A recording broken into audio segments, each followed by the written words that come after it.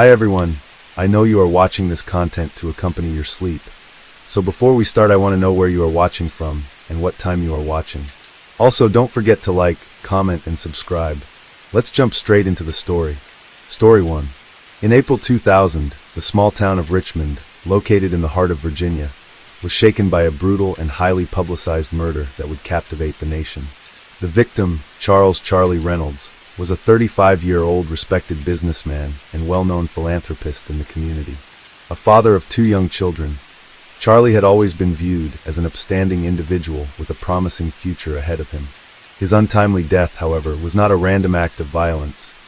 It was the result of a carefully calculated plan set in motion by someone who had been lurking in the shadows of his life for much longer than anyone could have anticipated. The morning of April 15th began like any other in Richmond. The sun rose over the horizon, casting its golden light over the city streets as commuters made their way to work. Charlie had been preparing for a routine business meeting that would take place later that afternoon at his downtown office. He had been in the midst of expanding his family's construction business and had recently secured a large contract that could take his company to the next level. Despite the pressure of his professional commitments, Charlie had always been able to balance his work and personal life, often volunteering for local charities and spending time with his wife, Jennifer, and their 2 children, Lucas and Emily. At around 9 a.m., Charlie was found dead in the parking lot behind his office building. The body was discovered by a passerby who initially mistook it for an unfortunate accident. Upon closer inspection, it was clear that Charlie had been murdered. He had been shot multiple times at close range. The gunshots had been quick and precise, suggesting that the killer had known exactly what they were doing. The scene was eerily quiet, and no one had witnessed the crime or heard the gunfire, despite the proximity to the busy streets of downtown Richmond. The police were called to the scene immediately, and Detective Laura Barnes, an experienced investigator with the Richmond Police Department, was assigned to lead the case. As soon as she arrived at the scene, she was struck by the lack of evidence. There were no signs of a struggle, no footprints, and the body appeared to have been carefully positioned in the parking lot, as if the killer had been deliberate in their actions. It was clear that this was not a robbery gone wrong or a crime of passion. It was a cold-blooded execution. As the initial investigation unfolded, Detective Barnes quickly learned that Charlie Reynolds was no stranger to controversy. While he had built a reputation as a successful businessman and philanthropist, there were whispers in the community about a darker side to his personal life. Several individuals came forward with information about Charlie's past relationships, and it soon became apparent that Charlie had been involved in a complex web of personal and professional entanglements. His success had earned him many allies, but it had also made him enemies, some of whom were now under suspicion. One of the first leads came from Charlie's former business partner, William "Billy" Bradford. Billy had worked with Charlie for over a decade, helping to establish their construction business into one of the most successful companies in the region. However, their partnership had ended acrimoniously several years before Charlie's death. According to sources close to the investigation, Billy had been bitter about the breakup, feeling that Charlie had taken the majority of the credit for their shared success. Some even speculated that Billy had felt betrayed by Charlie's decision to cut him out of the business when it expanded. Billy's bitterness had been well known to those who worked with him, and many believed that his resentment toward Charlie had only deepened over the years. Detective Barnes and her team began to look into Billy Bradford's whereabouts on the day of the murder. Surveillance footage from nearby cameras showed Billy's car parked in the vicinity of Charlie's office building around the time of the murder. When questioned, Billy claimed that he had been at a meeting with a potential new business partner and had not been near the parking lot. However, his alibi was weak at best. Upon further scrutiny, Detective Barnes discovered that Billy had a criminal record related to financial fraud and had previously been involved in several shady business dealings. This discovery only deepened suspicions about his possible involvement in the murder. As the investigation progressed, a breakthrough came when the forensics team discovered a partial fingerprint on the door handle of Charlie's office building. The print, while not enough to conclusively identify the perpetrator, was a crucial piece of evidence. With the help of a fingerprint analysis expert, they were able to determine that the print matched a man named James "Jimmy" Walker, a local criminal with a history of violence and ties to the underground world of organized crime. Walker had been arrested multiple times for assault, robbery, and drug-related offenses, but had managed to avoid any significant prison time. James Walker's connection to Charlie Reynolds was initially unclear, but Detective Barnes soon uncovered that Walker had been employed by Charlie's company as a subcontractor on several construction projects. Despite his criminal background, Walker had been able to maintain a low profile, working in the shadows and keeping a distance from the public eye. However, it appeared that his relationship with Charlie had soured over time. Witnesses came forward to report that Walker had been unhappy with the way Charlie had treated him during their business dealings, claiming that he had been underpaid and mistreated on multiple occasions. As the pieces of the puzzle began to fit together, it became clear that Walker may have been motivated by a combination of personal animosity and financial gain. Billy Bradford, already a prime suspect in the case, had connections to Walker through their shared involvement in the criminal underworld. It seemed that both men had been quietly working behind the scenes to sabotage Charlie's business ventures, hoping to reap the rewards of his downfall. The possibility of a conspiracy began to emerge, with two men, one with a deep personal vendetta and the other with a history of violent tendencies, joining forces to take down a man they both resented. The next step in the investigation was to trace Walker's movements in the days leading up to the murder. Surveillance footage revealed that Walker had visited Charlie's office building several times, sometimes late at night or in the early hours of the morning, when no one else was around. It appeared that Walker had been staking out the building, waiting for the perfect opportunity to strike. Detective Barnes also discovered that Walker had been in contact with Billy Bradford in the days before Charlie's murder, further suggesting that the two men had been planning the killing together. With this new evidence, Detective Barnes was able to build a case that pointed squarely at James Walker and Billy Bradford as the masterminds behind Charlie Reynolds' murder. They had carefully orchestrated the crime, with Billy providing the motive and Walker carrying out the brutal act. Their plan had been cold and calculated, and it appeared they had hoped that the murder would be deemed the result of a business dispute gone wrong. The investigation was far from over, but the pieces were falling into place. Detective Barnes knew that the next step would be to gather enough evidence to arrest both men. However, as she prepared to make her move, she also understood that this case would be one that would stay with her forever. The murder of Charlie Reynolds had been shocking, not just because of the brutality of the act, but because of the way in which two men, once tied to him through business and personal dealings, had turned on him so violently.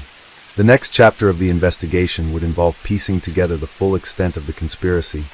But for now, Detective Barnes had one goal: to ensure that justice was served for Charlie Reynolds and his family, whose lives had been forever changed by the greed and resentment of two men who had been willing to destroy everything for the sake of revenge. Detective Barnes had a sense of urgency, knowing that the deeper she delved into this case, the more complex it became. The investigation into Charlie Reynolds' murder was no longer just about finding a killer. It had grown into a web of deceit, betrayal, and hidden motives. As she pieced together the fragmented evidence, she began to uncover a tangled network of relationships, past grievances, and financial struggles that had led to Charlie's death. The discovery of James Walker's fingerprints on the door handle of Charlie's office building had been a crucial breakthrough, but it wasn't enough on its own. Barnes knew that Walker's background, a mix of violent offenses and criminal associations, made him a prime suspect. Yet, she couldn't dismiss the possibility that someone else might have been involved. The connection between Walker and Billy Bradford was clear, but there were still lingering questions about the extent of their involvement in Charlie's murder. Had they acted alone, or was there a larger conspiracy at play? Barnes decided to dig deeper into Walker's history, hoping to uncover more details about his interactions with Charlie and whether there were any additional motives at play. It became evident that Walker's criminal past was far from behind him. Despite his earlier attempts to maintain a low profile, his name had come up in connection with several shady business dealings, particularly in the construction industry. Walker had reportedly been dissatisfied with his position in Charlie's company, feeling that his work was undervalued and that he was being exploited by Charlie's success. The resentment had been brewing for some time, and Detective Barnes believed that it had reached a boiling point. There were whispers from some of Charlie's former employees who had been hesitant to come forward, fearing retribution. Some spoke of Walker's erratic behavior during his time with the company, suggesting that he had been prone to angry outbursts and had a tendency to lash out when things didn't go his way. There were accounts of him being involved in heated arguments with Charlie over contracts, wages, and the treatment of subcontractors. Some workers had even reported feeling intimidated by Walker, especially when he became frustrated over what he perceived as unfair treatment. Yet, despite this evidence of a strained relationship between Walker and Charlie, Barnes could not help but wonder about Billy Bradford's role in all of this. Billy had been Charlie's business partner for over a decade, and their partnership had been integral to the company's rise to prominence. But after their split, things had soured quickly. Billy had harbored a deep resentment toward Charlie for years, and it seemed that the animosity had only grown stronger over time. The breakup of their partnership was reportedly messy, with Charlie taking full control of the company's assets and leaving Billy with nothing but bitterness. In the weeks leading up to the murder, there had been signs that Billy was growing more desperate. Sources close to the investigation revealed that Billy had been involved in a series of failed business ventures and had been struggling financially. He had tried unsuccessfully to restart his own construction company, but the market had become increasingly competitive, and Billy's reputation had taken a hit due to his contentious split with Charlie. While Charlie's company continued to thrive, Billy's had languished, and the financial strain had taken its toll on his personal life. It was no secret that Billy had fallen into debt, and it was rumored that he had turned to illegal methods to stay afloat, including ties to organized crime in Richmond. The more Barnes uncovered, the more she believed that Billy and Walker had been in cahoots for much longer than anyone realized. There were reports of meetings between the two men in the weeks before Charlie's death, meetings that had been held in secret, away from prying eyes. Barnes managed to track down several individuals who had witnessed these encounters, and the details they provided painted a disturbing picture of a conspiracy that had been simmering beneath the surface for months. The motive was beginning to take shape. Billy's resentment toward Charlie had festered for years, and his financial instability had only worsened after their separation. Billy was desperate, and the possibility of revenge against Charlie must have seemed like the only way to get back at him, both personally and professionally. By joining forces with Walker, a man who had his own reasons for hating Charlie, Billy had found a way to exact his revenge and rid himself of a thorn in his side. But as the pieces began to fall into place, Barnes realized that there was still much work to be done. Walker had been known to keep a low profile, avoiding attention, and his connections to the criminal world made it difficult to track him down. Barnes knew that she would need more than just eyewitness testimony to make a solid case against him and Billy. Surveillance footage, phone records, and financial documents were all essential to building a comprehensive timeline of events leading up to the murder. With this in mind, Barnes and her team spent days reviewing hours of surveillance footage from the area surrounding Charlie's office building. They discovered that Walker had been in the vicinity at least 3 times in the days before the murder, each time under the cover of darkness. On the night before Charlie was killed, Walker was seen on a nearby security camera entering the alley behind the office building, his face obscured by a hooded jacket. He lingered near the entrance for several minutes before disappearing into the shadows, just as the building's security system recorded an unfamiliar car pulling into the lot. Barnes couldn't help but feel a sense of dread as she watched the footage.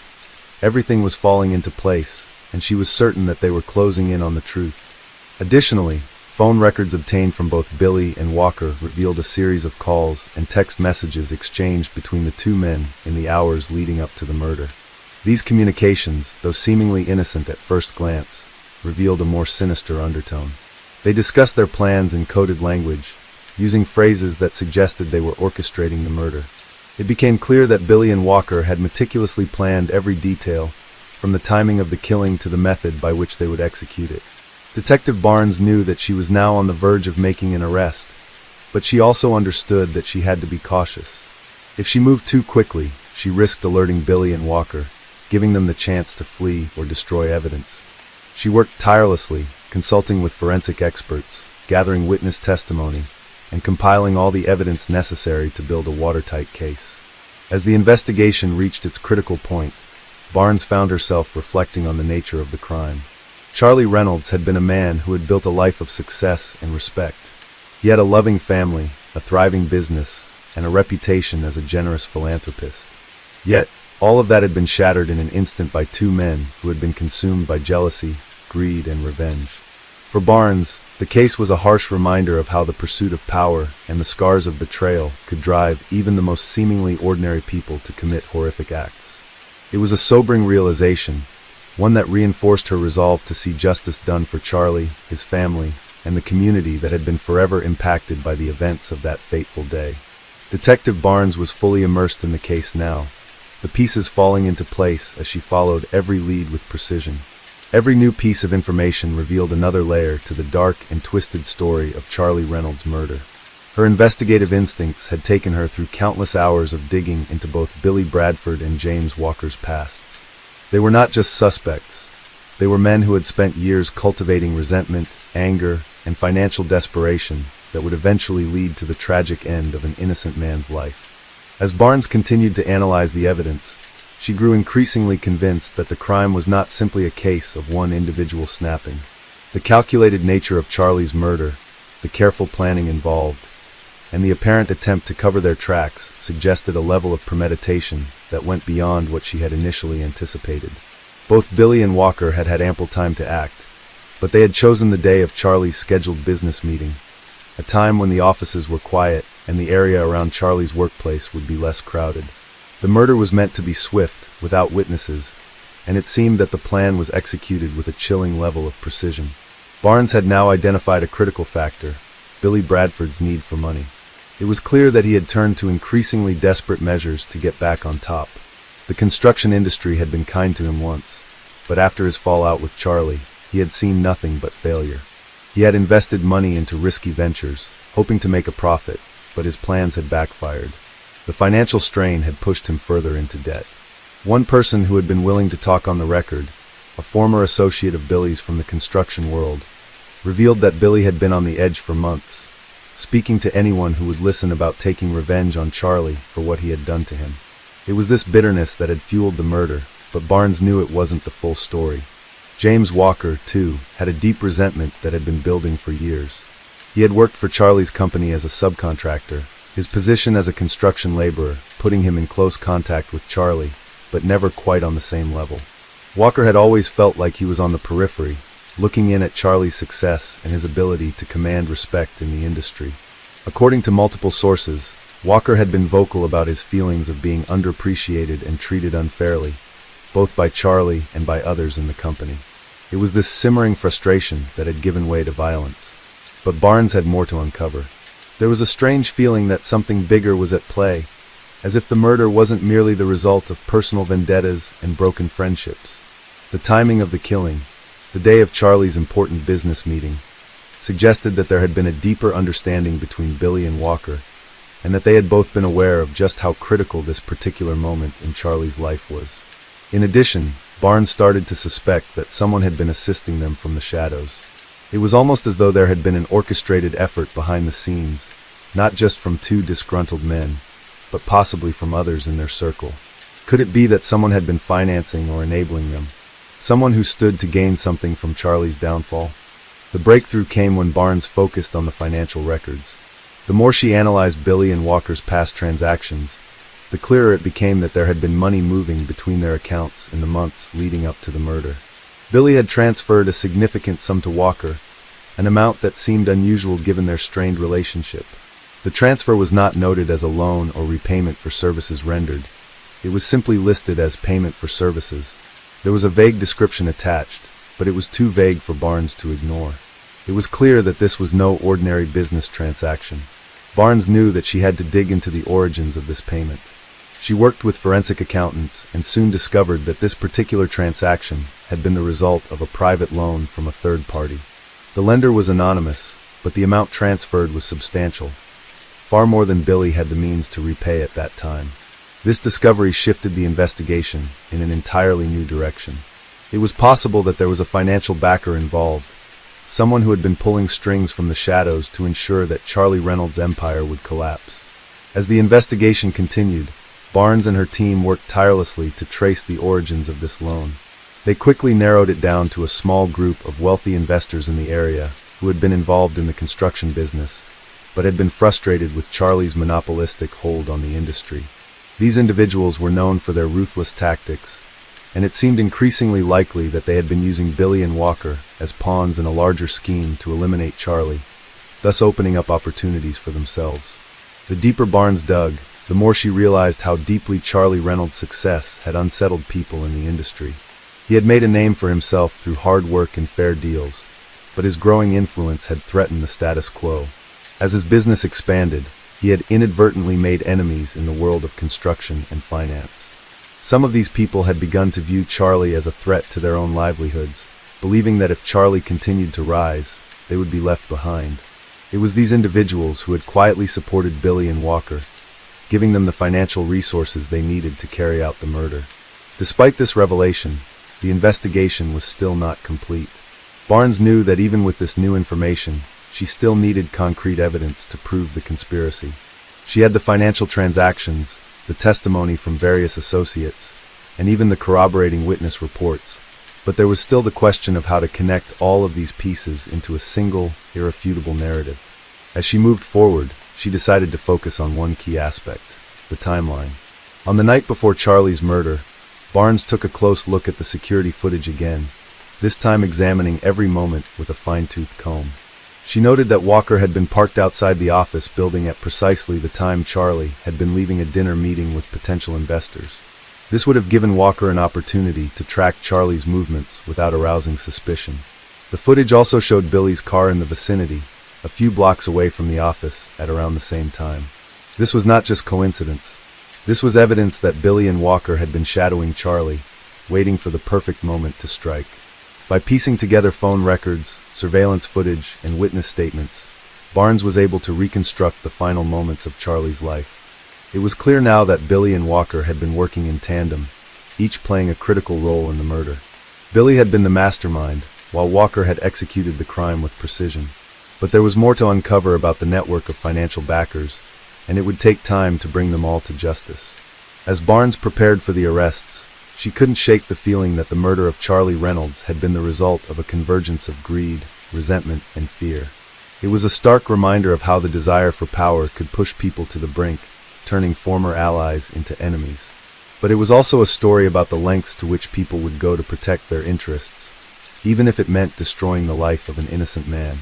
The investigation was far from over, and Barnes knew that the full scope of the conspiracy would take time to unravel, but she was determined to see justice served. Detective Barnes had reached a critical point in her investigation, with enough evidence to make an arrest, but a lingering sense that there was still more to uncover. As the pieces of the puzzle began to fall into place, she couldn't shake the nagging feeling that the story behind Charlie Reynolds' murder was more than just the actions of two disgruntled men driven by jealousy and financial hardship. There were still questions about who was pulling the strings, and Barnes knew that there was a larger network involved. Her team had gathered enough circumstantial evidence to implicate both Billy Bradford and James Walker in the crime. Surveillance footage placed them both near the crime scene at key times. Phone records tied them together in ways that couldn't be explained away, and witness statements confirmed their presence in the area. Billy's financial troubles and Walker's resentment toward Charlie painted a clear motive for the murder. But what still eluded Barnes was the question of why they had taken such extreme measures to eliminate Charlie. Were they acting solely out of their own greed and anger, or was there something deeper at play? The final breakthrough came when Barnes and her team were able to track down the mysterious backer who had provided the financial support for Billy and Walker. It turned out that the money Billy had transferred to Walker had come from an anonymous source, someone with deep ties to the construction industry. After digging deeper into this financial trail, Barnes discovered that the source of the money was a group of wealthy investors who had long seen Charlie Reynolds as a threat. These individuals were not just interested in making money. They were driven by a desire to dismantle Charlie's empire and take control of the lucrative contracts he had secured over the years. As Barnes delved into the financial history of these investors, she uncovered a complex web of connections and dealings. These men had been operating behind the scenes for years, funding various schemes to undermine Charlie's business. They had attempted to sabotage his deals, spread rumors about him in the industry, and even tried to buy out his company on several occasions. But Charlie had managed to thwart their efforts, which only made them more desperate. In the end, they had decided that the only way to bring Charlie down was through violence. The investors had enlisted Billy and Walker to carry out their plans, offering them money and resources to make sure the job was done right. Billy, whose bitterness toward Charlie had been building for years, had jumped at the opportunity to exact revenge. Walker, whose anger had festered over his years of working for Charlie, saw this as his chance to finally get rid of the man he blamed for his failures. Together, they had meticulously planned the murder, timing it to coincide with Charlie's scheduled meeting with potential investors. a meeting that was meant to solidify Charlie's position as one of the most influential figures in the construction industry. Barnes could now see how the pieces fit together. Billy and Walker had been pawns in a larger scheme, manipulated by powerful men who had the resources to orchestrate a murder and cover their tracks. They had taken advantage of Billy's desperation and Walker's rage, using them as tools to eliminate Charlie and take over his business empire. But even as Barnes uncovered more about the investors' involvement, she realized that this case was far from over. The arrest of Billy and Walker was only the beginning. As she prepared to bring them in for questioning, Barnes knew that she needed to take down the individuals who had orchestrated the murder from the shadows. The wealthy investors who had funded the plot needed to be held accountable for their role in Charlie's death, and Barnes was determined to make sure they faced justice. It wouldn't be easy. These men were powerful, and they had the means to fight back, but Barnes was resolute. She knew that the key to taking them down lay in the financial records, the phone calls, and the witness testimony that had already painted a damning picture of their involvement. In the days following Billy and Walker's arrest, Barnes and her team continued to press forward. They conducted a series of interviews with those close to the investors, hoping to gather more information about their role in the conspiracy. Slowly but surely, the investigation began to unravel the full extent of the plot. The network of individuals who had been involved in the planning and execution of the murder was vast, stretching across multiple industries and regions. Barnes learned that these investors had been working together for years, using their wealth and influence to manipulate the construction industry for their own gain. As the investigation progressed, Barnes was faced with a moral dilemma.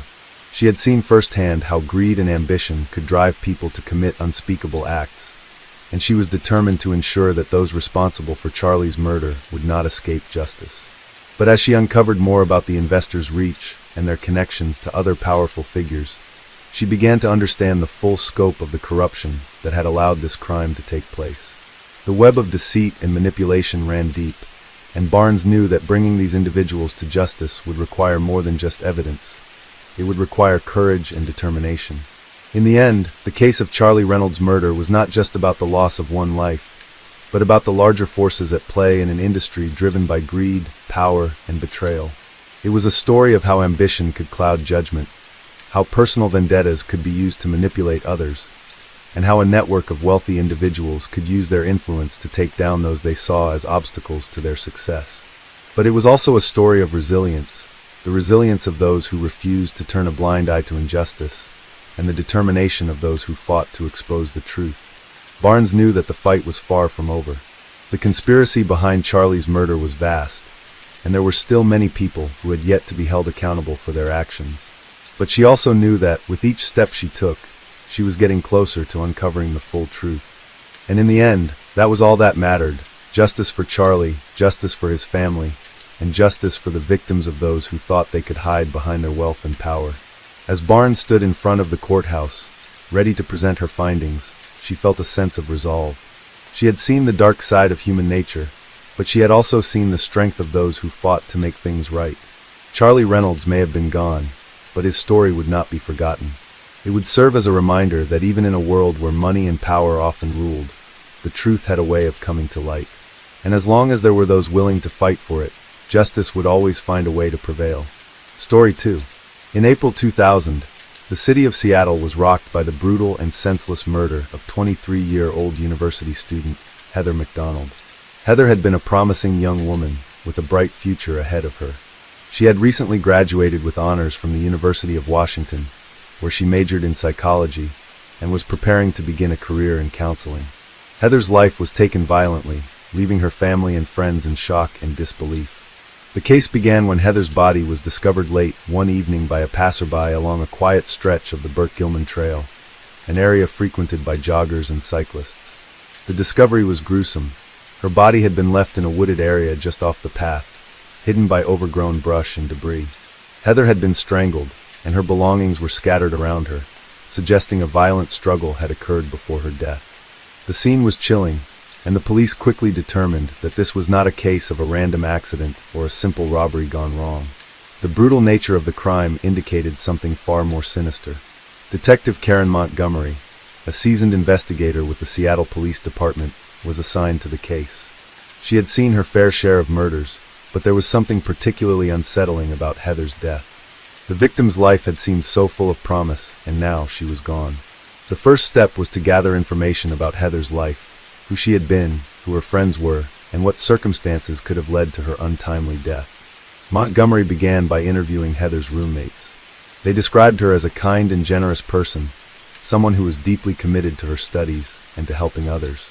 Heather had been an active member of the university's counseling group, and she had even volunteered at a local community center, helping at-risk youth. Everyone who knew her spoke of her positive attitude and strong work ethic, making her death all the more difficult to understand.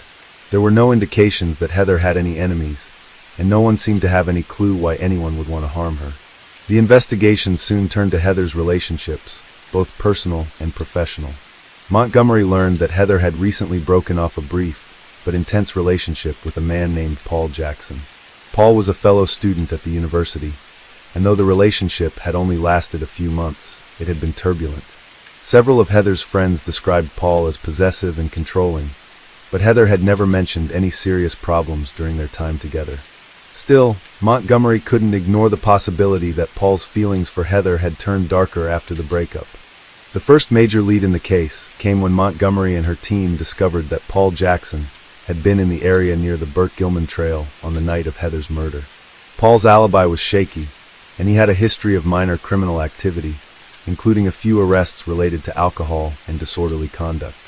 Despite this, there was no hard evidence linking him directly to Heather's murder. The investigation continued, with Montgomery and her team searching for any further clues that could shed light on who had committed such a heinous act. Days passed, and the investigation seemed to stall. However, a breakthrough came when a local resident, who had been walking her dog along the trail the morning after the murder, came forward with a critical piece of information. She had witnessed a man behaving strangely in the vicinity of the crime scene on the day before Heather's body was discovered.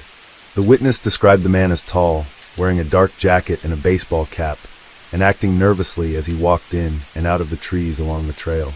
The description did not match Paul Jackson, but it was still valuable information. Detective Montgomery carefully reviewed the witness statement and had a composite sketch of the man created. The sketch was widely circulated to the public, hoping someone might recognize the individual. The sketch did not initially produce any leads, but Montgomery remained persistent. She believed that this man was somehow connected to Heather's death, and she was determined to find out who he was. As the investigation moved forward, Montgomery and her team reviewed surveillance footage from nearby businesses, hoping to find any visual evidence that could lead to the identification of the suspect. After days of sifting through footage, they were able to identify the man in the composite sketch entering a nearby convenience store on the night of the murder. He had purchased a pack of cigarettes and appeared to be in a hurry. His face was obscured by the baseball cap, but Montgomery knew this was a crucial lead. The man's movements suggested he was familiar with the area, and the fact that he had been in the vicinity of Heather's body hours before it was discovered indicated a strong possibility that he had been involved in the crime. The investigation took an unexpected turn when it was revealed that the man in the convenience store footage was not a stranger to the police. His name was Eric Donovan, a 28-year-old man with a history of mental health issues and a criminal record. Donovan had been arrested several times over the years for petty theft and vandalism, but there was no record of violent crime associated with his name. He had lived in the Seattle area for several years, often moving between temporary housing arrangements, and had a reputation for being unpredictable and erratic. Police records indicated that Donovan had been in and out of psychiatric institutions over the years, and it was unclear whether he was receiving proper treatment at the time of Heather's murder. Montgomery and her team were quick to track Donovan down. They located him at a local shelter, where he had been staying for the past few weeks. When they brought him in for questioning, Donovan was initially cooperative, but quickly became agitated as the interrogation progressed. He denied any involvement in Heather's death, insisting that he had been nowhere near the Burt Gilman Trail on the night of the murder. However, when the police presented the surveillance footage of him in the convenience store, his story began to unravel. Donovan's behavior during the interrogation was erratic. He became increasingly defensive and inconsistent in his statements, and Montgomery began to suspect that he was hiding something. As the hours wore on, Donovan's resistance started to fade, and he eventually admitted that he had been near the Burt Gilman Trail on the night of Heather's murder. He explained that he had been walking along the trail to clear his mind, but denied any involvement in the crime itself. It wasn't until Donovan's fingerprints were found on a pack of cigarettes near Heather's body that the final piece of the puzzle fell into place. The physical evidence, combined with his inconsistent statements, led Montgomery to conclude that Eric Donovan was indeed responsible for Heather McDonald's murder. It turned out that Donovan had become fixated on Heather after seeing her while walking along the trail in the weeks leading up to the murder. In his delusional state, he believed that Heather was the key to solving his personal problems and that she had somehow wronged him. His mental instability, combined with a history of violent impulses, had led to the tragic and senseless murder. The arrest of Eric Donovan brought an end to the investigation, but it left behind a community devastated by the loss of Heather McDonald. She had been a bright young woman with a promising future, and her death had left a hole in the lives of those who loved her. The case also shed light on the often overlooked issue of mental illness and the danger posed by individuals who, though they may not have a history of violent crime, are still capable of committing terrible acts when their mental state deteriorates. Detective Montgomery's determination had brought closure to the case, but the investigation was a sobering reminder of how fragile life could be. Heather McDonald's murder was a tragedy that left a mark on everyone involved, and it served as a stark reminder of the dangers that lurked just beneath the surface of everyday life. While justice had been served, the pain of losing someone so young and full of potential would never fully heal. The case of Heather McDonald would haunt the city of Seattle for years to come, and Detective Montgomery would always carry the weight of it with her as a reminder of the complexities and darkness that can hide behind a seemingly ordinary face. As Detective Montgomery continued her investigation, she realized that while Eric Donovan was emerging as the prime suspect, there were still several unanswered questions. Donovan's erratic behavior during the initial questioning left her feeling unsettled, and she knew that understanding his motivations was crucial to unraveling the truth. As she pieced together the fragments of evidence, Montgomery found herself digging deeper into Donovan's past, hoping that the key to understanding his actions lay hidden somewhere in his history. Montgomery and her team scoured through Eric Donovan's criminal and psychiatric records. They discovered that he had been diagnosed with schizophrenia during his late teens. Over the years, Donovan had been in and out of various psychiatric facilities for treatment, but it was clear that his mental health had deteriorated, especially in the months leading up to Heather McDonald's murder. According to his records, Donovan had been discharged from a mental health facility just a few weeks prior to Heather's death. At the time, his doctors had warned that he might not be stable enough to live independently, but Donovan had insisted on leaving, citing that he could manage his condition on his own. The fact that Donovan had recently been released from psychiatric care was a red flag. Montgomery began to suspect that he might have been off his medication when the murder occurred, which could have contributed to his delusional thinking and violent behavior. In many of his previous episodes, Donovan had shown a tendency to fixate on individuals, becoming obsessed with them to the point of delusion. There was no indication that he had ever been violent before, but the combination of his untreated mental illness and his fixation on Heather seemed to have culminated in the tragedy. Montgomery reviewed Donovan's interactions with others, hoping to gain insight into his mental state. She interviewed several people who had known him over the years, including former roommates and neighbors. Most of them described Donovan as harmless but eccentric. He was known to have bouts of strange behavior, such as talking to himself and claiming to hear voices, but he had never shown signs of being dangerous. Some recalled that he would often speak about his frustrations with life and his inability to find a meaningful connection with others. It was during one of these conversations that Donovan had mentioned seeing a woman on the Burt Gilman Trail, a woman he had admired from afar. She was Heather McDonald, though Donovan had never spoken to her directly. He had become obsessed with the idea of her being the person who could help him find peace. The more Montgomery learned about Donovan, the more she realized that his fixation on Heather wasn't just a passing infatuation. It had become an obsession. He had been walking the Burt Gilman Trail regularly, hoping to run into her, and he had been watching her from a distance for weeks before the murder. It appeared that Donovan had created a fantasy in his mind, convinced that Heather was the answer to all his problems. His delusions, combined with his mental instability, had led him to believe that Heather was somehow responsible for his misfortune in life, and in his distorted view of reality, he thought he had no choice but to eliminate her. The investigation revealed that Donovan had seen Heather only a few times while she was out jogging, but he had fixated on her after one particular encounter. On one of his walks along the trail, he had briefly exchanged glances with Heather as she passed by, and in his mind, that moment had been far more significant than it was in reality. Donovan had convinced himself that Heather had rejected him, that she had somehow looked at him with disdain. It was this perceived rejection that fueled his rage and spiraled him further into a violent obsession. As Montgomery pieced together the details of Donovan's interactions with Heather, she also uncovered evidence of his increasingly erratic behavior leading up to the murder. Witnesses reported seeing him in the days before the crime, acting nervously and pacing around the trail, as if waiting for something or someone. It became clear that he had been lurking in the area, hoping for an opportunity to confront Heather. His delusions had taken a dark turn, and it seemed that he had come to believe that he needed to eliminate the source of his frustration, Heather herself. The morning of Heather's murder, Donovan was seen by a few joggers walking along the trail. He had been in the area for hours before the crime took place, and it appeared that he had been waiting for the right moment to strike. At around 10 a.m., Heather had arrived at the trail as part of her usual morning jog. Donovan, who had been watching her from behind a row of trees, suddenly approached her. Witnesses later described seeing him walk toward her, speaking to her in a soft, incoherent manner, though none of them could hear the exact words. Some believed that he had tried to engage her in conversation, but Heather had likely felt uncomfortable and tried to move past him quickly. It was unclear exactly what happened in the moments that followed, but it was evident that Donovan's delusions had overtaken his rational thinking. He had believed that Heather was mocking him, that she had refused to acknowledge him.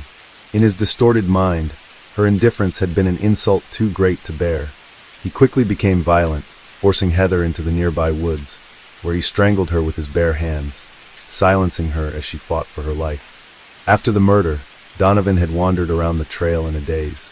He discarded his jacket and threw the pack of cigarettes he had purchased earlier near Heather's body in an attempt to cover his tracks. He left the scene in a state of confusion, unable to comprehend the gravity of what he had done. The next few days were a blur for Donovan. He was both terrified and strangely detached from the reality of his actions.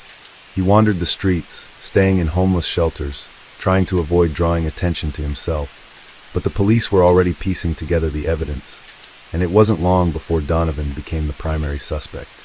When Detective Montgomery finally confronted Donovan with the evidence, he initially denied everything, but his demeanor betrayed him. The physical evidence, his fingerprints on the pack of cigarettes and his presence near the crime scene, was damning. As the interrogation progressed, Donovan's facade of innocence crumbled, and he eventually confessed to the murder, though his motives remained muddled. He insisted that he hadn't intended to kill Heather. He had only wanted to make her understand his pain, but in his disturbed state, he had gone too far. Donovan's arrest brought a sense of relief to the city, but it did little to ease the grief of Heather McDonald's family and friends. The community was left to grapple with the tragedy of a young life taken too soon by the unchecked forces of mental illness and obsession.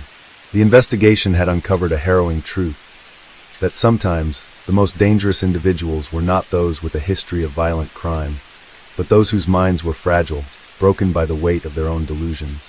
For Detective Montgomery, the case was a sobering reminder of the complexity of human behavior. It wasn't just about finding the perpetrator. It was about understanding the forces that led someone to commit such a senseless and violent act. Eric Donovan's story was a tragic one, and while justice had been served, it would never bring back the life of Heather McDonald. The case would haunt Montgomery for years to come, a constant reminder of the fragility of the human mind and the devastating consequences that could arise when it shattered. Detective Montgomery's investigation was far from over, and as she delved deeper into Eric Donovan's troubled past, the more complicated the case became. While Donovan's confession had provided some closure, the deeper she dug, the more she began to question how such a tragedy could have been prevented. In her pursuit of justice for Heather McDonald, Montgomery found herself exploring not only Donovan's criminal history, but also the mental health system and its failure to adequately address his needs. The case had become more than just a murder investigation. It was a reflection of the dark reality that mental illness, when left untreated, could lead to devastating consequences. After Donovan's arrest, Montgomery had met with Heather McDonald's parents, both of whom were devastated by the loss of their daughter. They spoke about Heather's love for life, her dreams of helping others, and how she had always gone above and beyond to make a difference in the world. The McDonalds were understandably struggling to make sense of their daughter's senseless murder. They asked Montgomery countless questions. What had gone wrong? Why had Heather been targeted? How could someone like Donovan, who had no clear motive, commit such a heinous act? The answers to these questions were still elusive, but Montgomery was determined to find the truth. She felt a deep sense of responsibility to Heather's family, to understand what had led to the murder, and how she could prevent something like this from happening again. She continued her investigation, uncovering more about Donovan's background, and soon, she discovered that his history was not as straightforward as it first appeared. As Montgomery examined Donovan's psychiatric history more thoroughly, she found that his doctors had repeatedly warned that he posed a risk to others if he was allowed to live independently. Despite this, he had been discharged from treatment just days before the murder. In a disturbing twist, Montgomery found that Donovan had stopped taking his prescribed medication several months earlier. His doctors had noted a significant decline in his mental health during this period, but no one had taken further action to prevent him from falling through the cracks. The more Montgomery learned about Donovan's medical history, the more it became clear that his condition was not an isolated case. He had been part of a larger group of individuals who had slipped through the cracks of the mental health system, people who were struggling with untreated mental illnesses, but who didn't have the resources or support they needed to seek help. Donovan's case was a tragic example of how mental illness could go unnoticed or untreated, with devastating consequences. Montgomery felt a growing sense of frustration as she realized that the system had failed Donovan, just as it had failed Heather. Donovan's family had tried to get him the help he needed, but they too had been overwhelmed by the complexities of navigating the mental health system. The lack of a coordinated effort and the lack of adequate resources had allowed Donovan's condition to worsen unchecked, leading to a tragedy that could have been prevented. As Montgomery's investigation moved forward, she began to look more closely at how the mental health system could have been improved to prevent similar tragedies. She met with professionals in the field, hoping to understand how better systems could be put in place to catch individuals like Donovan before it was too late. It became apparent to her that while there were many dedicated mental health professionals, the system itself was deeply flawed. The resources available were limited, and individuals who needed care often found themselves on long waiting lists or unable to access the help they desperately needed. At the same time, Montgomery couldn't help but feel a sense of helplessness. What could have been done differently? How could Heather's murder have been prevented? The system was designed to treat those who sought help, but it wasn't equipped to intervene with individuals like Donovan who were unable or unwilling to recognize the seriousness of their condition. Heather's murder had highlighted the failure of the system to provide adequate care for those suffering from mental illness, and Montgomery began to wonder if there was a way to change the way society viewed and treated mental health issues. In the weeks following Donovan's arrest, Heather's parents worked with Montgomery to establish a foundation in Heather's name, dedicated to raising awareness about mental health and advocating for changes in the system. The foundation aimed to create better resources for individuals with mental illness, particularly those who, like Donovan, were at risk of slipping through the cracks. Heather's parents were determined to ensure that their daughter's death would not be in vain, that her memory could be honored by making a real, lasting difference in the way society approached mental health. Meanwhile, Eric Donovan remained in custody, awaiting trial. His behavior in prison continued to be erratic, and he was placed in solitary confinement after several outbursts. He would spend hours pacing in his cell, muttering to himself, seemingly disconnected from reality. His mental state continued to deteriorate, and it became evident to everyone involved in the case that Donovan was still deeply affected by his delusions. Even in the face of his incarceration, Donovan seemed to struggle with the realization of what he had done, unable to fully comprehend the gravity of his actions. Despite his admission of guilt, Donovan's defense team began to build a case around his mental illness, arguing that he had been in a psychotic state at the time of the murder and therefore could not be held fully responsible for his actions. The trial was expected to be a lengthy and complex process, with experts debating whether Donovan was criminally responsible or whether his mental illness had completely overpowered his ability to control his actions. It was a painful and drawn-out process for Heather's family, who had to relive the trauma of their daughter's death while awaiting justice. As the case moved through the legal system, Montgomery continued to work tirelessly, following every lead and ensuring that the investigation remained thorough.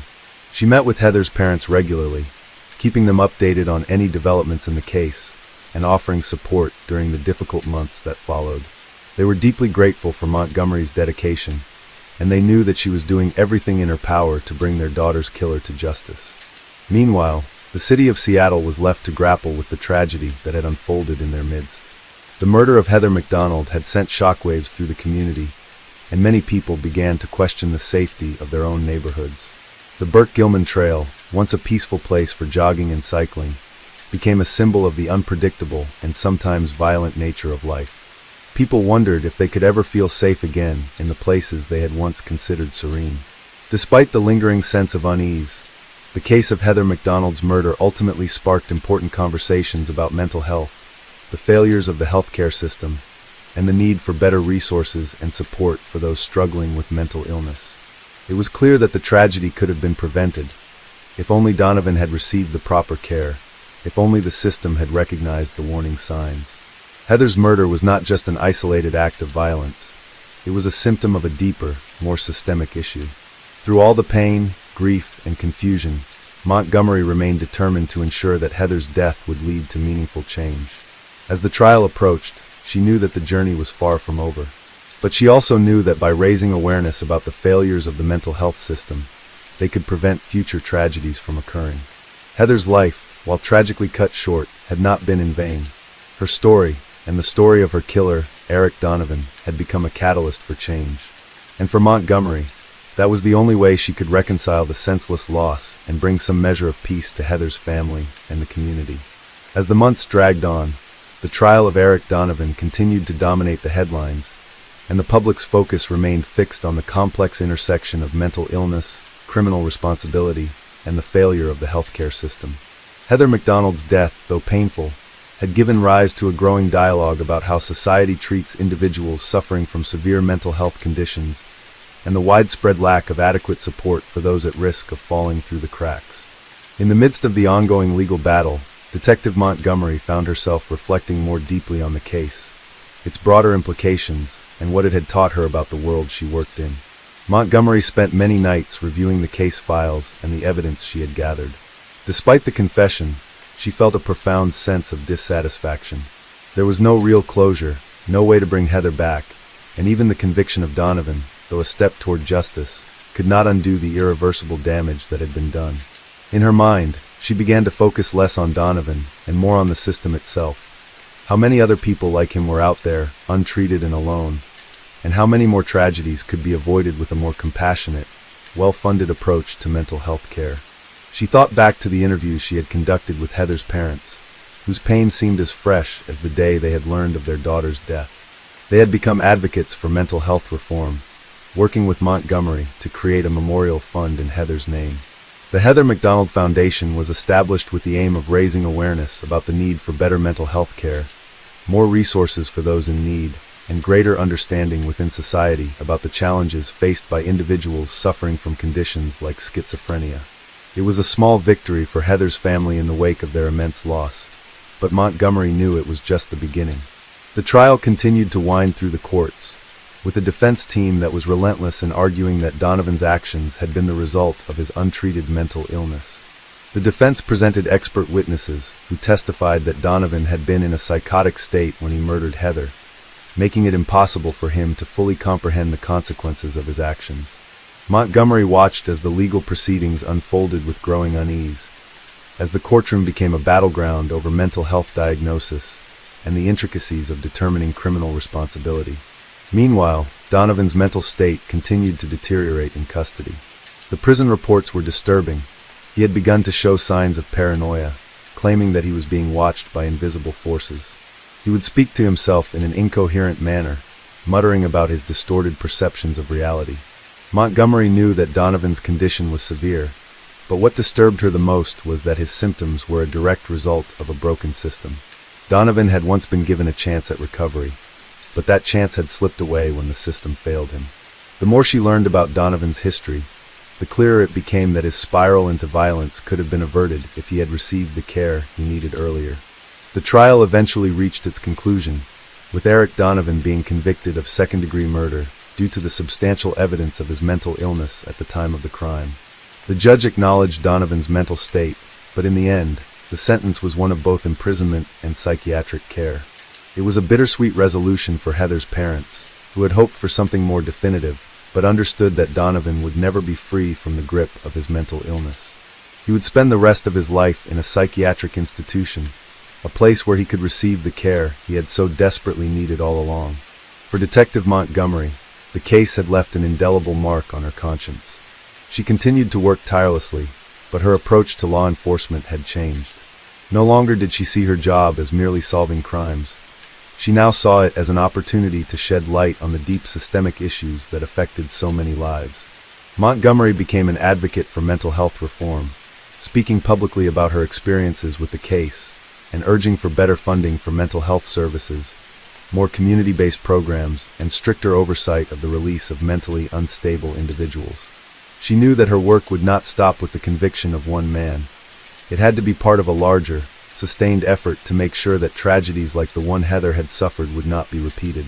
As the months turned into years, Montgomery continued to honor Heather's memory, and she stayed in close contact with Heather's family, who had become her friends. The Heather McDonald Foundation grew in influence, raising both funds and awareness for causes related to mental health. It was a long and often frustrating road, but Montgomery took solace in knowing that Heather's death had not been in vain. Through the foundation, the McDonalds were able to provide grants for research, fund programs for families coping with mental illness, and offer scholarships for students pursuing careers in mental health care. They were determined to ensure that their daughter's legacy would live on in a way that could truly make a difference in the lives of others. On the anniversary of Heather's death, the foundation held an annual event, and Montgomery would attend every year, standing by the McDonalds as they remembered their daughter.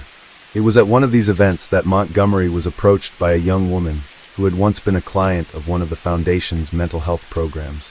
The woman, who had struggled with her own battle with schizophrenia, thanked Montgomery for her work and for helping bring attention to the importance of treating those with mental health disorders with the compassion and respect they deserved.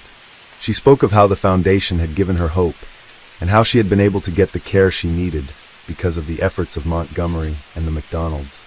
It was moments like these that reminded Montgomery why she had chosen to pursue this line of work. The case had changed her life, but it had also had a profound impact on the lives of so many others. Heather McDonald's legacy was not one of pain and loss alone. It was also one of hope, advocacy, and change. Montgomery, though still haunted by the tragedy, knew that she had been part of something larger than herself, something that had the potential to make a real difference in the world.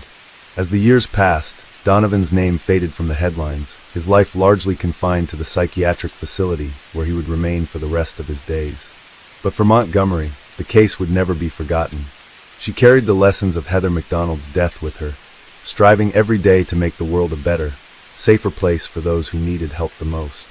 The story of Heather, of Donovan, and of the broken system that allowed such a tragedy to unfold was one that would remain with her forever, fueling her dedication to a cause that, in the end, was about more than just solving a murder. It was about making sure that no one else would have to suffer the same fate. Story 3. In the year 2000, one of the most infamous robberies in American history took place in a small town in Pennsylvania. The robbery, later known as the Midtown Heist, would become a case that both the local police and FBI would struggle to crack for years. It began on an unassuming Tuesday morning in late March, when a masked man entered a local bank in the heart of downtown. The man, later identified as Richard Rick Daniels, had spent weeks planning the robbery meticulously. He knew that this particular branch, while often bustling, had a minimal security presence compared to the larger banks in the area. It was the perfect target for what he had in mind. Rick Daniels had never been in trouble with the law before, and on the surface, he appeared to be an ordinary man, a middle-aged, nondescript man who worked as a carpenter and lived a quiet life in a modest home on the outskirts of the town. However, Daniels had long been struggling with debts and a history of gambling, which had gradually begun to spiral out of control. After exhausting all his resources and even resorting to borrowing from friends and family, Daniels saw only one way out: he would rob a bank. The day of the robbery arrived, and Daniels entered the bank dressed in a dark coat and sunglasses, hiding his face behind a black mask. Armed with a .45 caliber handgun, he immediately made his way to the teller's counter. He was calm, almost eerily so, as he handed over a note demanding cash, which he wrote in advance. The note was simple, fill the bag with cash. No alarms. No one gets hurt. It was clear from the moment he spoke that Daniels had rehearsed his lines and knew exactly what to do. The bank was relatively quiet that morning, and there were only a handful of customers in line, none of whom realized the gravity of the situation until it was too late.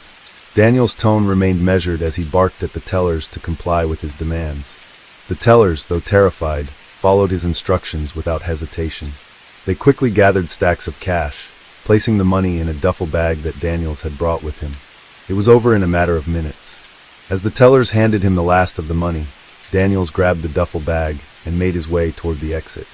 As he walked out the door, he glanced back at the bank's security camera, momentarily making eye contact with the lens. It was a brief moment, but it would later become a crucial detail in the investigation.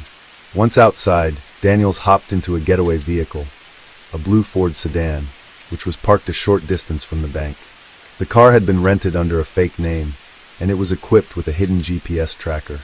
Daniels had taken every precaution to cover his tracks, from wearing gloves to avoid leaving fingerprints to selecting a car that wouldn't draw attention. He had planned his escape route carefully, driving through narrow back streets to avoid detection. But what Daniels didn't count on was the efficiency of the bank's surveillance system.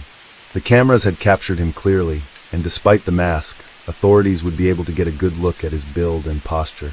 The robbery shocked the small town, as it was one of the first major crimes of its kind to occur in years.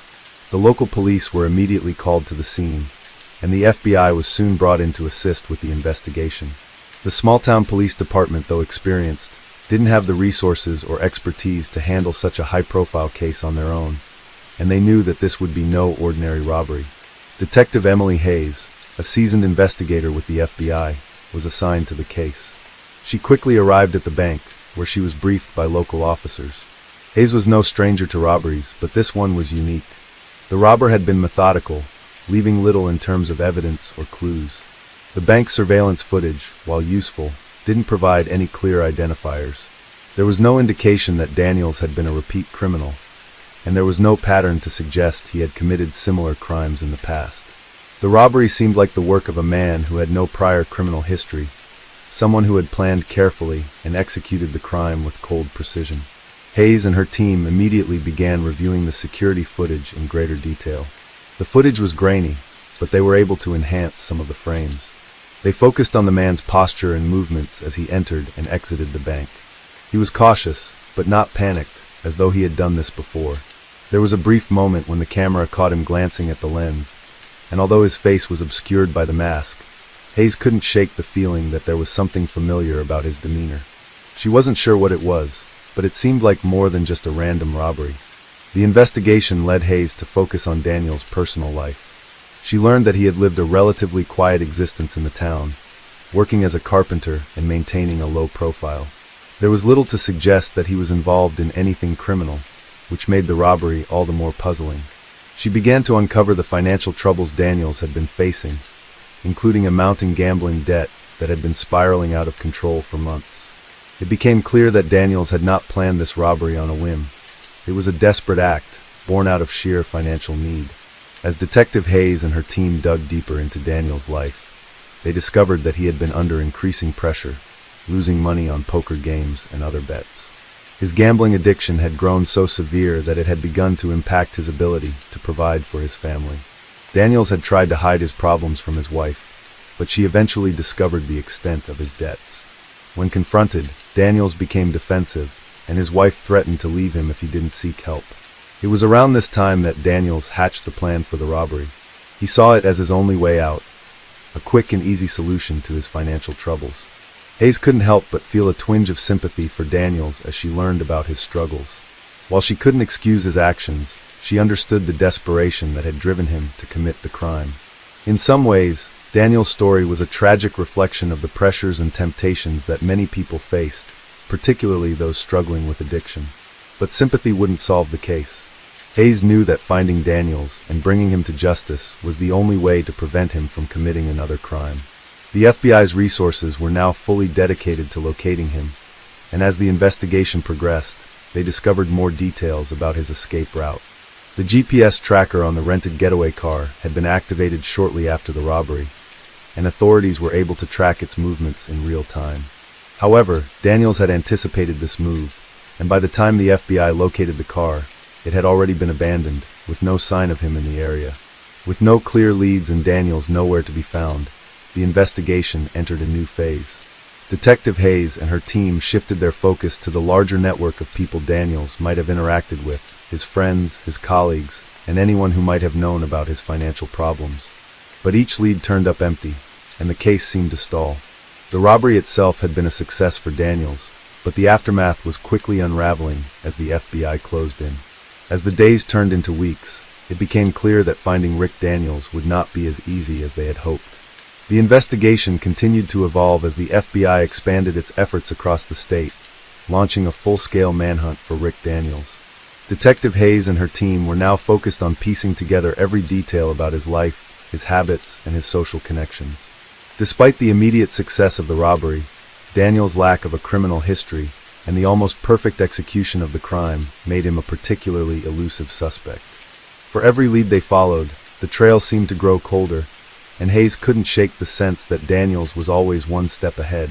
The rented getaway vehicle was a key piece of evidence. After abandoning it in a remote area outside of town, Daniels had presumably hitchhiked or made his way to a new location. The car, which had been discovered several miles from the bank, had been wiped clean of any fingerprints or traceable evidence. There were no witnesses who had seen him leave the car, and it had been parked in a manner that suggested Daniels knew exactly what he was doing, carefully positioning the vehicle so it would be hard to spot from a distance. This level of careful planning seemed to indicate that Daniels had been planning the robbery for some time, perhaps longer than anyone had anticipated. The FBI soon learned that Daniels had used a variety of different methods to cover his tracks. The GPS tracker had been the only reason they were able to locate the car at all, but once they tracked it to its final destination, Daniels had been nowhere to be found. The car had been left in a densely wooded area near an industrial park, but there were no signs of struggle or haste.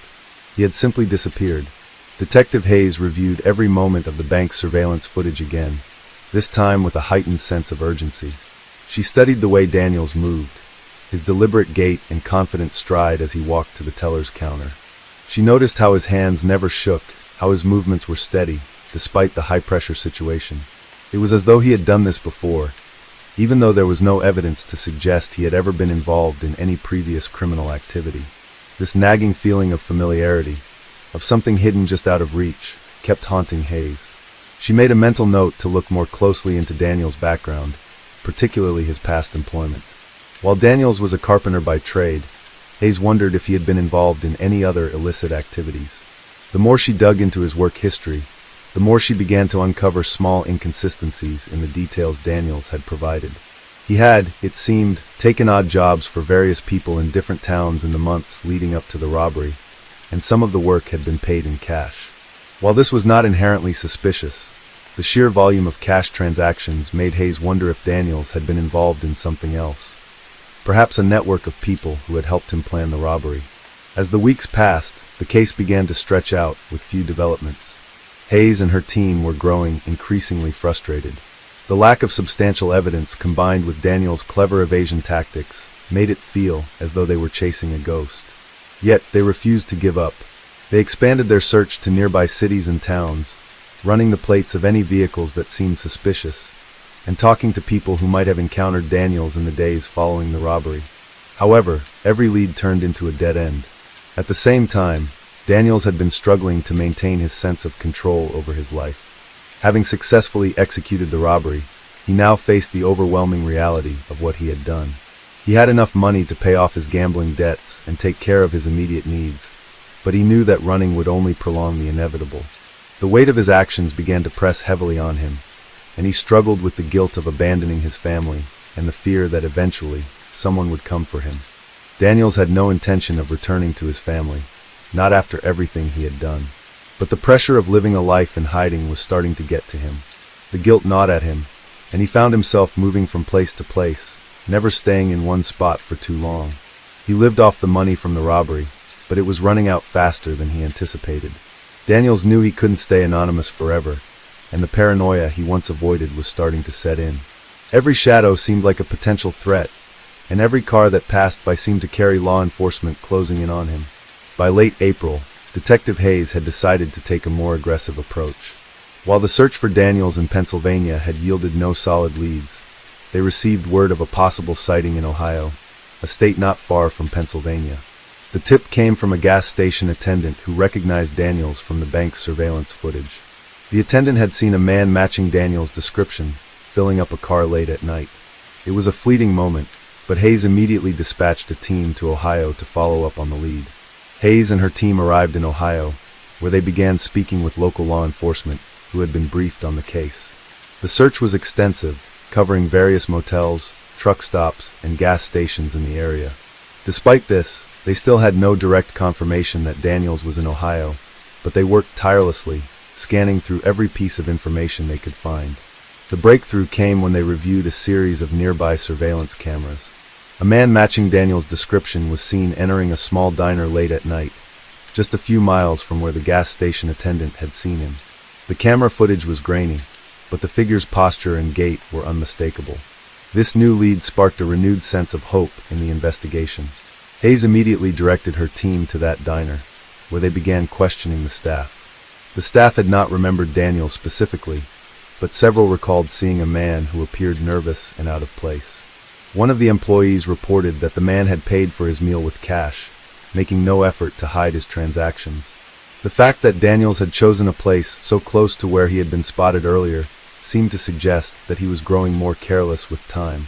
The next morning, Hayes and her team reviewed every known route that Daniels could have taken, carefully mapping out the locations where he might have gone next. Based on the diner's proximity to a local highway, Hayes suspected that Daniels might have been planning to travel further east, possibly toward the coast.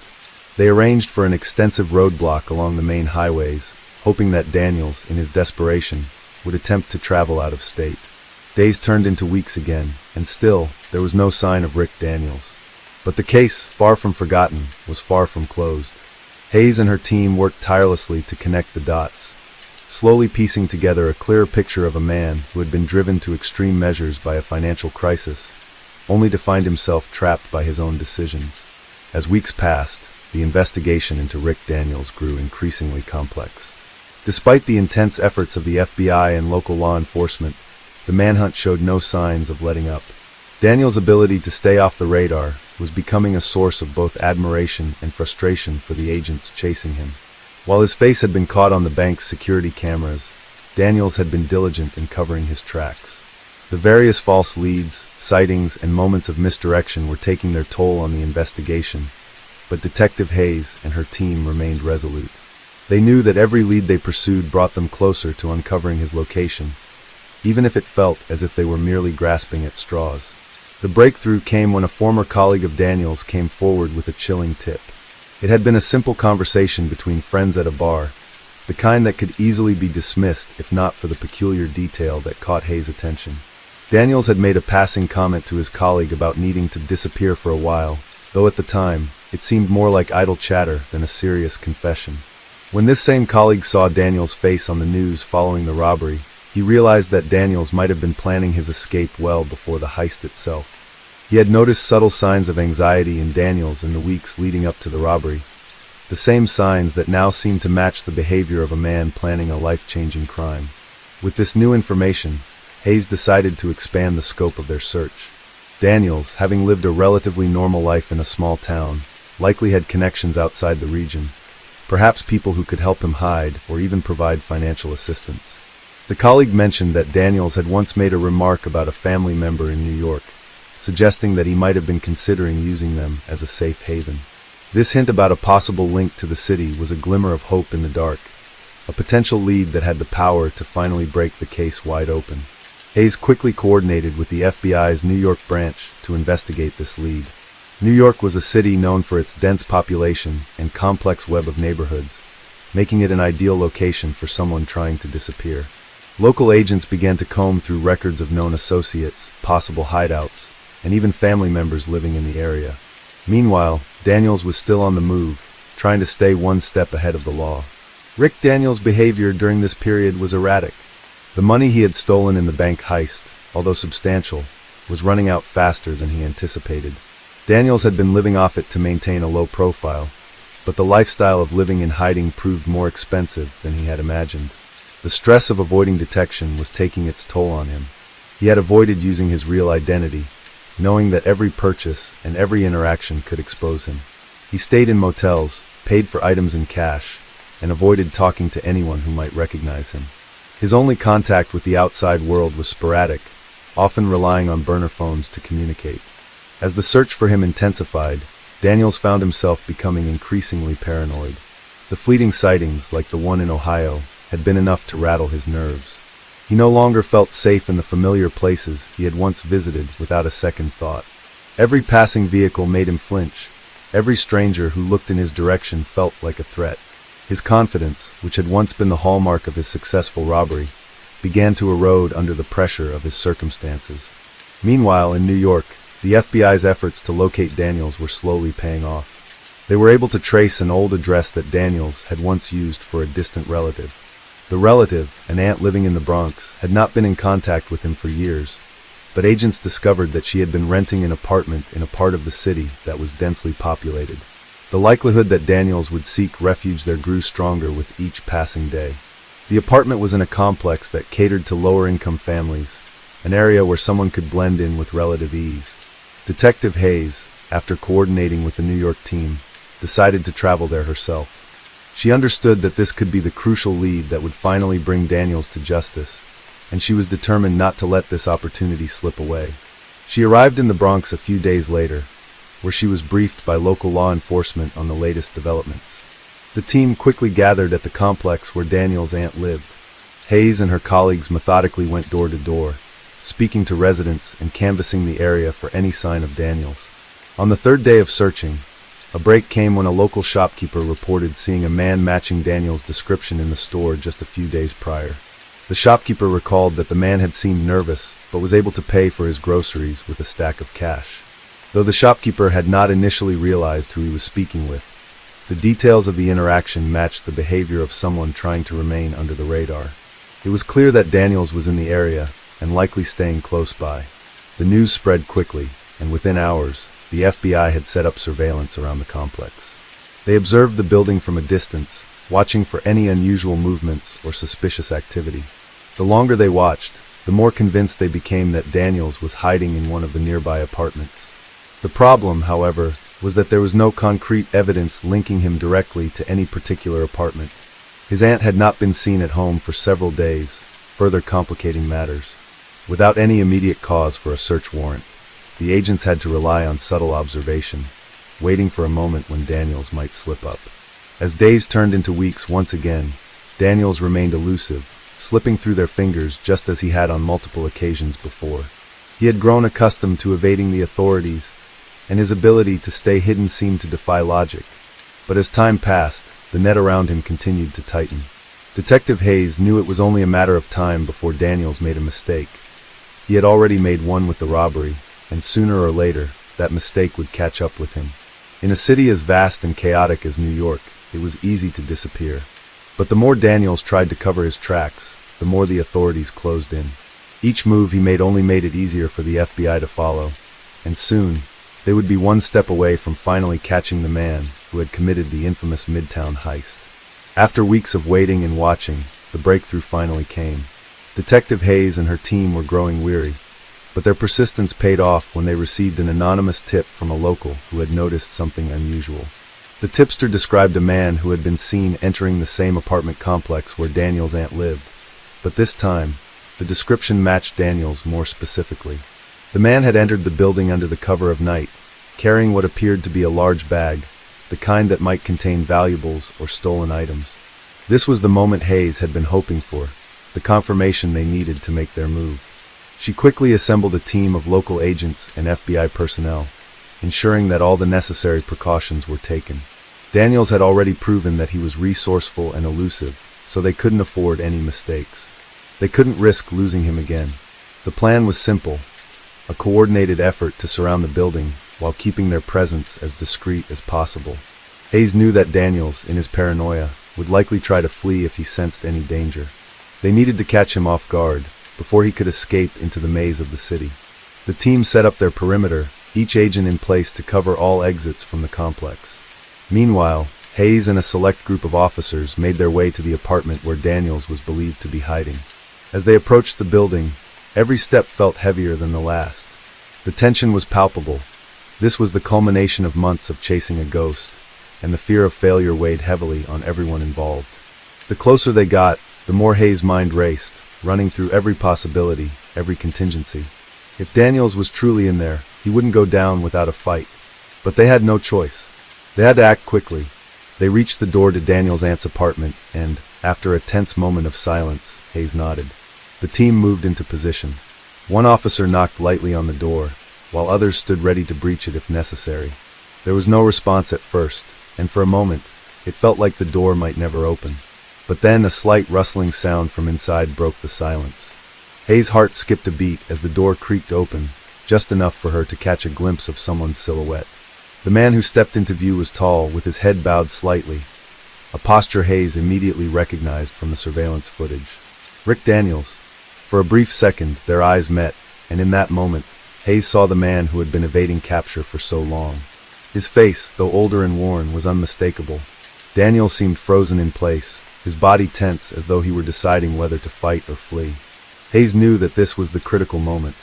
With a quick hand gesture, she signaled the agents to move in, ensuring they surrounded him before he had a chance to react. Daniels seemed to snap out of his daze and bolted toward the back of the apartment. The agents were quick to follow, but he was fast, and for a moment, it seemed as though he might make it to an open window or door. Hayes' instincts kicked in, and she ran after him, determined not to let him slip away again. She reached him just as he neared the kitchen, grabbing him by the arm and pulling him to the ground. Daniels struggled, trying to break free, but the weight of the situation quickly became clear. He was trapped. The agents swarmed in, securing him and cuffing him before he had any chance to resist further.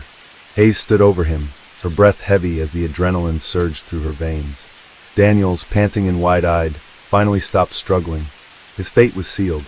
The long months of chasing, the countless false leads, and the frustrating dead ends had all led to this moment. He was in custody. The apartment, which had once seemed like a sanctuary to Daniels, now felt like a prison.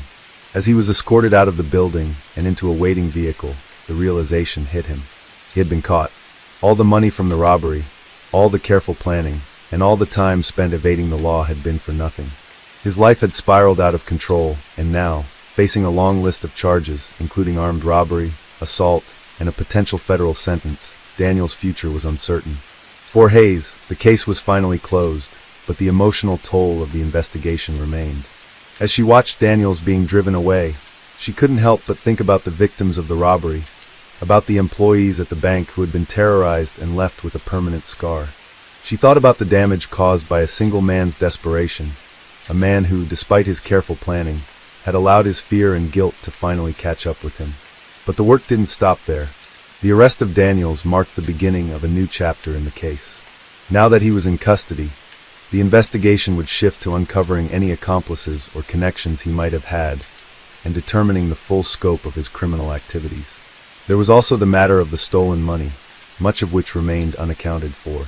But for now, Detective Hayes allowed herself a brief moment of relief. The city had been shaken by the Midtown heist, but the man who had caused the chaos was finally behind bars. As the investigation continued, the case would serve as a reminder of the complexities of criminal behavior, the lengths to which some people would go to escape their past, and the resilience of those who pursued justice relentlessly. Detective Hayes knew that there were more criminals out there, waiting to make their own mark on the world. But for now, she could take solace in the fact that this one had been brought to justice. Story 4. In the year 2000, a robbery took place in the heart of downtown Los Angeles that would go down in history as one of the most daring and meticulously planned heists in the city's criminal history. The target was a high-end jewelry store located on a busy street lined with luxury boutiques and upscale restaurants. The store, known for its rare and valuable collection of diamonds, watches, and fine jewelry, had become a popular spot for celebrities and wealthy clients, making it an ideal target for a criminal mastermind. The robbery was executed with surgical precision. The criminals, who would later be identified as a group of 4 individuals, had spent months meticulously planning every detail. They knew the layout of the store, the schedules of its employees, the security systems, and the location of the vault where the most valuable pieces were kept. They also knew that the jewelry store had recently received a shipment of rare diamonds, which had been highly publicized in the media, making it an even more tempting target. The heist took place on a Friday afternoon, during peak business hours. The robbers, dressed in professional attire, blended seamlessly into the crowd of customers browsing the store. They knew that it was important to stay calm and avoid drawing attention to themselves. As the robbers casually walked through the store, they signaled to one another in subtle, prearranged gestures, signaling that it was time to make their move. At precisely 2:15 p.m., the leader of the group, a man known only as Victor, moved toward the front of the store. He pulled out a small, silenced pistol and fired a shot into the air, causing a brief moment of panic among the customers. His voice was calm, almost eerily so, as he shouted for everyone to get down on the ground. The other robbers, positioned strategically throughout the store, immediately began to take control of the situation. One of the robbers, a woman named Lisa, who had been positioned near the counter, swiftly moved to disable the security cameras, ensuring that they wouldn't be recorded. Another, a man named Greg, was responsible for guarding the exit and making sure no one could escape. The fourth robber, a man named James, made his way directly to the vault in the back of the store. The entire operation, from the moment they entered the store to the moment they began collecting the jewelry, lasted no more than 10 minutes. James, who had prior experience in high-level heists, was the expert when it came to cracking open safes and vaults. Using a set of tools that he had carefully smuggled into the store earlier in the day, he worked quickly and efficiently, opening the vault with precision. Inside, the diamonds, worth millions of dollars, lay in glass cases, ready to be stolen. James swiftly filled several bags with the most valuable pieces, his hands moving with practiced speed. The robbers had prepared for this moment, ensuring that they would not leave any traces behind that could link them to the crime. Meanwhile, Victor continued to keep the customers and staff under control, waving his gun in the air to maintain dominance over the situation. The store employees, terrified and helpless, obeyed his every command. Lisa and Greg watched the door, keeping a vigilant eye out for any law enforcement officers or security guards who might be on their way. There had been no indication of any police presence yet, but they couldn't take any chances. At precisely 2:25 p.m., the robbers had gathered all the jewelry they could carry. They made their way to the rear of the store, where they had parked a van in an alley behind the building. The van had been specially modified with a hidden compartment to conceal the stolen goods. The robbers moved swiftly, but they didn't rush. They knew that any mistake could be fatal. As they piled into the van, they left the store just as quietly as they had entered, blending into the heavy traffic on the busy street.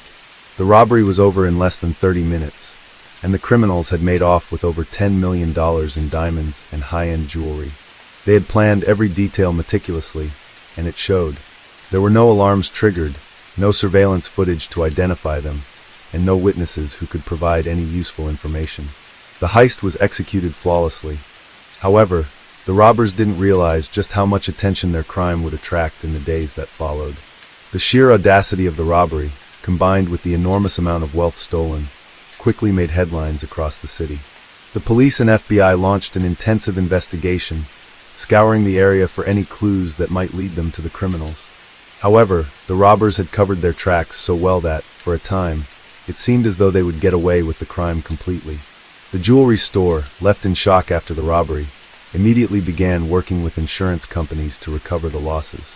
The police interviewed witnesses, but few were able to provide any concrete information about the robbers' identities.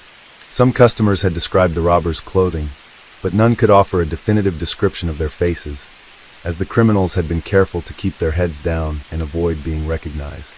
Meanwhile, the robbers, having successfully completed the heist, went into hiding. They knew that it was only a matter of time before law enforcement would begin to piece together the clues and eventually track them down. The group decided to split up to avoid drawing attention to themselves. Victor, the leader, went to a remote location in Northern California, where he had connections who could help him lay low for a while. Lisa and Greg went to separate locations in Mexico, where they could sell some of the stolen jewelry and further distance themselves from the crime. James, the safecracker, went to Las Vegas, where he planned to sell the diamonds to a network of underground dealers who specialized in handling stolen goods. Despite the fact that the criminals had split up, their luck was about to run out. Days turned into weeks, and the investigation into the jewelry store heist was intensifying. Detectives from the Los Angeles Police Department worked tirelessly, following up on every lead, no matter how small. The media coverage of the crime fueled the public's interest, with many wondering how a heist of such precision could have been pulled off in broad daylight without anyone noticing.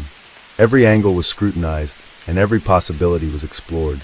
One of the first breaks in the case came when a local pawn shop owner reported an attempt to sell a diamond ring that seemed too good to be true. The pawn shop owner, who had been in business for decades, immediately noticed that the ring appeared to be part of a high-end collection from the jewelry store that had been robbed. The man who tried to sell the ring was a middle-aged individual who appeared nervous and agitated. When questioned, he gave vague answers about how he had come to possess the ring, and his story didn't quite add up.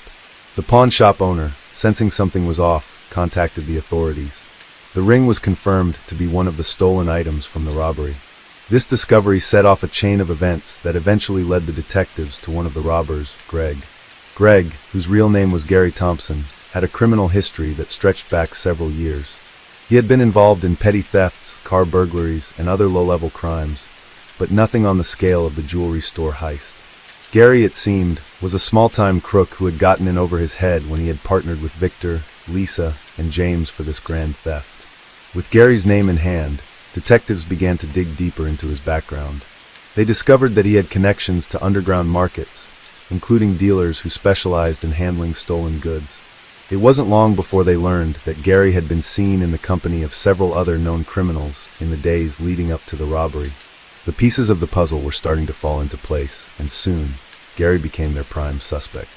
As the investigation progressed, detectives also began to piece together the movements of the other suspects. Lisa, who had fled to Mexico shortly after the heist, had used a false identity to rent a small apartment in a tourist-heavy area. She had kept a low profile, avoiding contact with anyone who might have recognized her. However, the authorities were able to track her down through phone records and surveillance footage from local businesses. It turned out that she had been in contact with a network of local dealers who bought and sold stolen jewelry. Meanwhile, Victor, the leader of the group, had gone underground, using a combination of false identities and connections to stay off the radar. But the police were closing in. They had traced his movements to a remote cabin in Northern California, where he was believed to be hiding out. The investigation team had uncovered that he had been in contact with various associates, some of whom had connections to known criminal organizations. The complexity of his network made it difficult to track his movements precisely, but they were determined to find him. James, the safecracker, was proving to be the most elusive of all. His time in Las Vegas had given him a significant advantage, as the city's sprawling nature made it easy to disappear into the crowd. Additionally, his involvement in underground criminal circles made it challenging for authorities to pinpoint his location. However, James had made one critical mistake. He had attempted to sell several of the stolen diamonds to an anonymous buyer, not realizing that the buyer was an undercover agent working for the FBI. The sting operation was a success, and James was finally caught, just days after making the transaction. The diamonds were recovered, and James was taken into custody without resistance. With all four suspects now identified and located, law enforcement moved into action. They coordinated efforts across multiple jurisdictions, making simultaneous arrests in Los Angeles, Mexico, and Northern California. The arrests were swift and precise, and by the end of the operation, the entire gang had been taken into custody. Victor, Lisa, James, and Gary were all charged with armed robbery, conspiracy to commit theft, and a variety of other related crimes. As the criminals were processed into the justice system, the stolen jewelry was returned to the jewelry store. The police managed to recover almost all of the diamonds, watches, and other high-value items. Although a small portion of the loot had been sold off or distributed through underground channels, the majority of the stolen goods were accounted for, and the jewelry store's owner was able to breathe a sigh of relief. The case, however, was far from over. Despite their success in capturing the robbers and recovering the majority of the stolen items, the investigation into the broader network of criminals who facilitated the sale of stolen goods was just beginning. Detectives knew that this heist was part of a much larger criminal enterprise. The connections between the robbers and underground dealers stretched across multiple states, and the authorities were determined to track down everyone involved in the operation. This led to several months of further investigations, which eventually led to the dismantling of a significant network of criminal activities that spanned from California to Nevada. As the trial for the 4 robbers began, the courtroom was filled with tension. The defendants, once confident in their ability to escape justice, now sat nervously in their seats, facing the consequences of their actions. The prosecution had built a strong case, presenting evidence from the robbery, witness testimony, and the recovery of the stolen goods. The defense attorneys argued that the suspects had been coerced into committing the crime by more powerful figures, but the jury was not convinced. Victor, the leader, was sentenced to 25 years in federal prison for his role in orchestrating the robbery. Lisa, who had played a critical role in disabling the security systems, received a 20-year sentence. James, the safecracker, was sentenced to 15 years, while Gary, the man who had tried to sell the stolen ring, was given a 10-year sentence for his involvement in the crime. The aftermath of the heist left a lasting mark on the jewelry store and the city of Los Angeles. While the store was able to recover from the robbery and return to business, the employees who had been present that day were left with deep psychological scars. Some would later report nightmares and flashbacks of the terrifying moments they had spent under the robbers' control. The robbery had not only stolen millions of dollars in goods, but also left a trail of emotional damage that would take years to heal. For law enforcement, the case was seen as a victory, a triumph of persistence, strategy, and teamwork. But for Detective Hayes and the rest of the investigation team, it was a reminder of the lengths that criminals would go to and the meticulous planning required to bring them to justice. Though the criminals had been caught, the city was left with a lingering question. How many other heists were out there, just waiting to be uncovered? As the investigation unfolded, the authorities' attention began to shift toward the intricate network that had helped the robbers carry out such a flawless heist. Though the primary criminals, Victor, Lisa, James, and Gary, had been apprehended, the larger scope of their operation was still being uncovered. Detectives soon realized that the jewelry heist was not an isolated incident, but rather a part of a broader criminal syndicate that had been operating under the radar for years. The heist in Los Angeles was only one piece in a complex web of thefts and illicit dealings. The authorities found that the group of robbers had been working with a network of fences, buyers, and smugglers who specialized in moving stolen high-value goods. These middlemen were crucial in turning the stolen diamonds and jewelry into cash, and some of them had ties to larger criminal organizations across the country. The fact that the jewelry had been stolen and distributed with such ease made it clear that this network had been operating for a long time, and that it was not just a random group of thieves. This discovery sent shockwaves through law enforcement, sparking a fresh wave of investigations aimed at uncovering the full extent of the syndicate's reach. In the weeks following the arrest of the primary robbers, detectives began to track the movements of some of the individuals who had been in contact with them prior to and after the heist. One of the most significant leads came when they managed to uncover a phone call between Lisa and a known associate who went by the name Marco. Marco had been linked to a number of previous criminal activities, including car thefts and organized smuggling operations. He had also been known to purchase stolen jewelry and resell it through various underground channels. The breakthrough came when the authorities learned that Marco had been in contact with a well-known diamond dealer in Hong Kong, who had been dealing with stolen gemstones for years. This opened up a whole new line of inquiry, and the investigators realized that the criminal syndicate had international connections that made it harder to track and dismantle.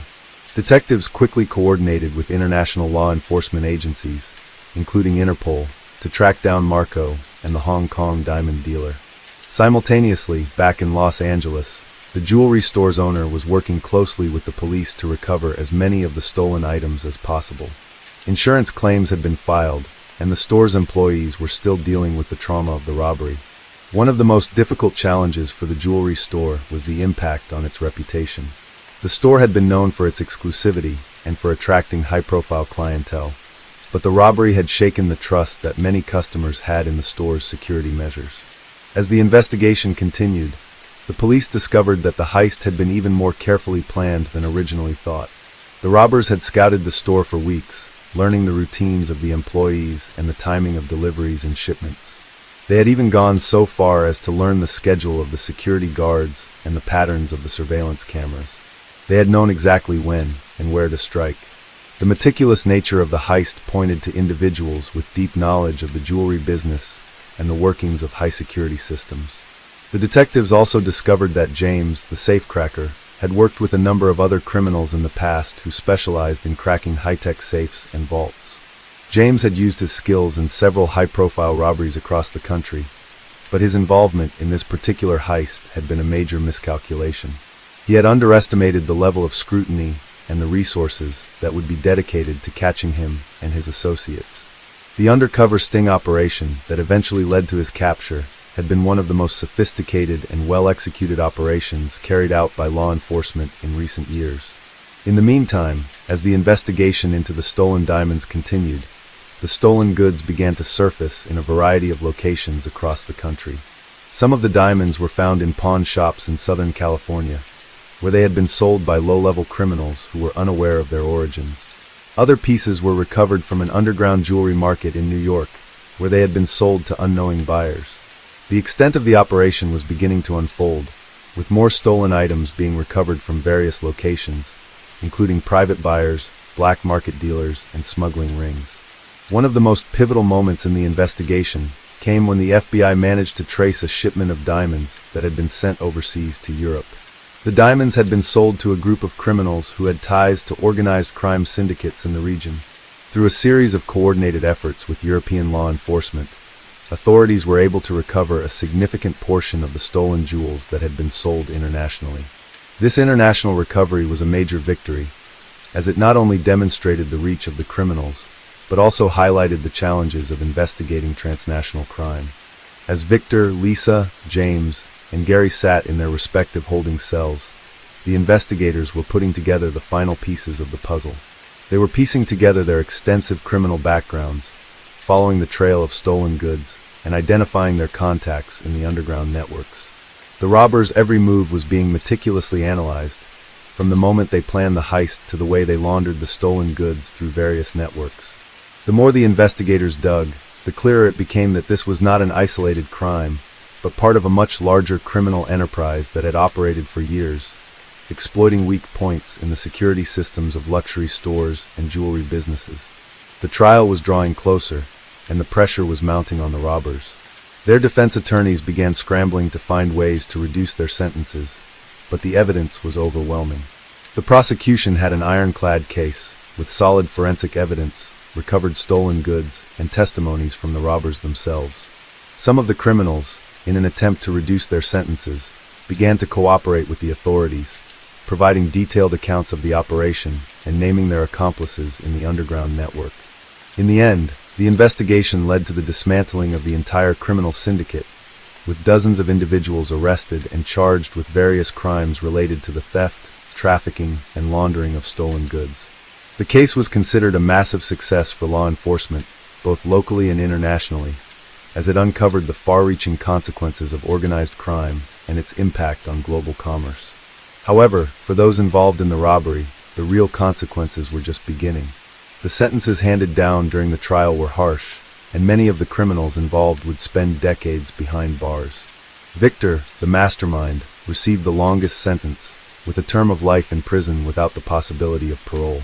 Lisa, James, and Gary each received lengthy sentences, ensuring that their involvement in the heist would follow them for the rest of their lives. The jewelry store, while eventually able to recover from the robbery, was left with scars that would never fully heal. The stolen goods were returned, and the store resumed its operations, but the traumatic experience of the robbery continued to haunt both the employees and the customers. Trust was something that couldn't be easily restored, and it would take years for the store to rebuild its reputation, and for the employees to overcome the psychological effects of the violent crime they had witnessed. The case stood as a testament to the complexities of modern-day crime, the level of planning and coordination required for such elaborate heists, and the relentless work of law enforcement to bring criminals to justice.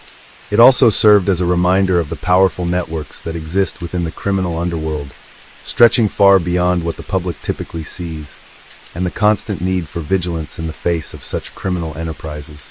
In the aftermath of the robbery, law enforcement continued to untangle the extensive web of connections that the robbers had maintained. Even though the primary criminals had been captured and their stolen goods largely recovered, the investigation into their broader network was far from over. Police and federal agents were working around the clock to track down the dealers, smugglers, and buyers who had been complicit in the theft and distribution of the jewels. It became clear that the operation had been far more sophisticated than initially thought. The ramifications of the heist were widespread, impacting not only the jewelry store and its employees, but also the city at large. As the investigation progressed, news outlets and social media began to feature more stories about the heist, giving the public a deeper understanding of the planning and execution that had gone into it. The heist had captured the imagination of many, as the robbers had managed to pull off such a bold crime without being caught for so long. Experts in criminal psychology weighed in on the minds of the thieves, offering insights into how they were able to stay under the radar despite the growing scrutiny. While the stolen jewelry was gradually being recovered from various underground markets, the law enforcement agencies were still working to uncover all of the stolen diamonds, watches, and other valuables. Through informants, wiretaps, and cooperation with international agencies, they managed to track down more of the stolen items. Several of these items had been sold to unwitting buyers, while others had been hidden in secret locations for future transactions. The detectives knew that each recovered item brought them closer to understanding the scale of the operation, but there was still so much to uncover. As the trial continued, the defense team of the robbers attempted to paint a picture of their clients as victims of circumstance, pressured into committing the crime by more dangerous figures. However, the evidence was overwhelming. There were records of phone calls, surveillance footage, and even financial transactions that tied the robbers directly to the heist. The prosecution's case was strong, and the public was eager for justice to be served. The robbers had underestimated the attention that their actions would attract, and were ultimately caught in a web of their own making. For the police officers involved in the case, the satisfaction of bringing the criminals to justice was tempered by the realization that this wasn't the last time such an operation would take place. While this particular case had been resolved, the larger issue of organized crime and high-profile heists remained. Detectives knew that other criminal syndicates were still out there, waiting for the right opportunity to exploit weaknesses in security and carry out their own heists. The robbers, sitting in courtrooms, awaited their sentencing. The emotional weight of the crime was evident on their faces as they sat before the judge, aware of the punishment that awaited them. Victor, who had been the mastermind, was given the harshest sentence, a life sentence without parole. Lisa, whose role in disabling the security system had been pivotal, was sentenced to 20 years in prison. James, the safecracker, received 15 years, and Gary, the low-level criminal who had attempted to sell the stolen ring, was given 10 years. As the sentences were handed down, the victims of the robbery, primarily the employees who had been held at gunpoint, found some semblance of closure. For them, the trial had been a long and painful journey. Many of the workers who had been present during the robbery had been affected psychologically, with some developing anxiety disorders and PTSD. The robbery had left an indelible mark on them, and the store provided counseling services to help the employees cope with the trauma. In the months following the trial, law enforcement continued to focus on dismantling the criminal network that had supported the robbery. Several more individuals were arrested, some for their role in selling the stolen goods, and others for their involvement in organizing similar heists. The case served as a warning to other criminals about the dangers of underestimating law enforcement's ability to bring them to justice. The intricate planning and execution of the heist had been met with an equally determined response from the authorities, proving that even the most elaborate crimes could be unraveled with patience and persistence. Meanwhile, the jewelry store slowly recovered from the traumatic experience. It had to rebuild its reputation, earn back the trust of its customers, and reassure them that its security systems had been upgraded to prevent future thefts. While some clients had lost confidence in the store's ability to safeguard their assets, others were willing to give the business another chance, especially after the store had worked to recover the stolen goods and cooperate fully with the investigation. The case also sparked changes in the way businesses approached security. Jewelry stores, luxury retailers, and other high-end establishments began investing heavily in state-of-the-art security technology, from biometric scanners to advanced surveillance systems that could detect the slightest movement or unusual activity. The robbery had served as a wake-up call for many in the retail industry, and a heightened sense of vigilance swept through businesses that dealt in valuable goods. Though the heist itself was over, the reverberations of the crime were still being felt across the city. The investigation had unearthed far-reaching criminal networks, and the robbery had become a case study for law enforcement agencies and criminologists.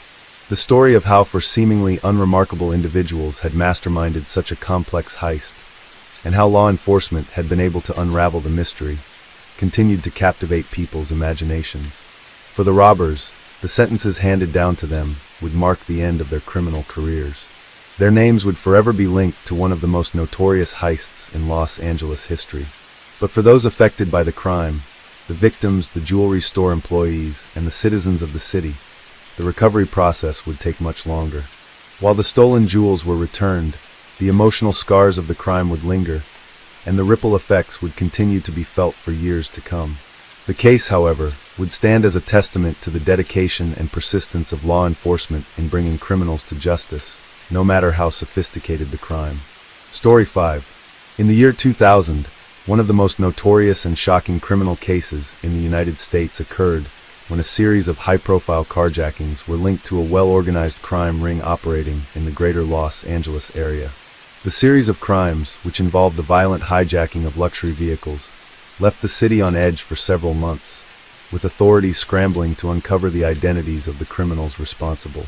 The first carjacking took place in the early months of 2000, when a wealthy businessman named Stephen Foster was ambushed outside his upscale Los Angeles home.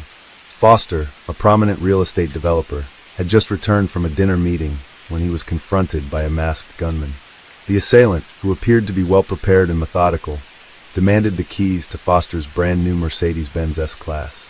After forcibly taking the vehicle, the gunman fled the scene, leaving the victim unharmed but shaken. Initially, the authorities suspected the incident was an isolated crime committed by a lone thief. But when similar carjackings began to occur with increasing frequency, it became clear that a much larger operation was at play. The criminals behind these heists were not only targeting luxury vehicles, but also using them as part of a wider scheme to launder money and move illegal goods across the state. The stolen cars, often equipped with high-end technology and valuable assets, were being sold on the black market or shipped overseas. The police force quickly mobilized, deploying a special task force dedicated to catching the criminals responsible. The task force, which included some of the best investigators from various law enforcement agencies, started to examine the similarities between each carjacking. A distinct pattern emerged. The criminals had been operating with a high level of coordination, and the vehicles they were targeting were not random. The cars, which were often worth hundreds of thousands of dollars, were typically taken in affluent neighborhoods, often near upscale shopping centers or wealthy residential areas. Detectives discovered that the crime ring was sophisticated and had a deep network of contacts who specialized in different areas of the operation. From the carjackers to the individuals who would receive and resell the stolen vehicles, each member of the group played a specific role.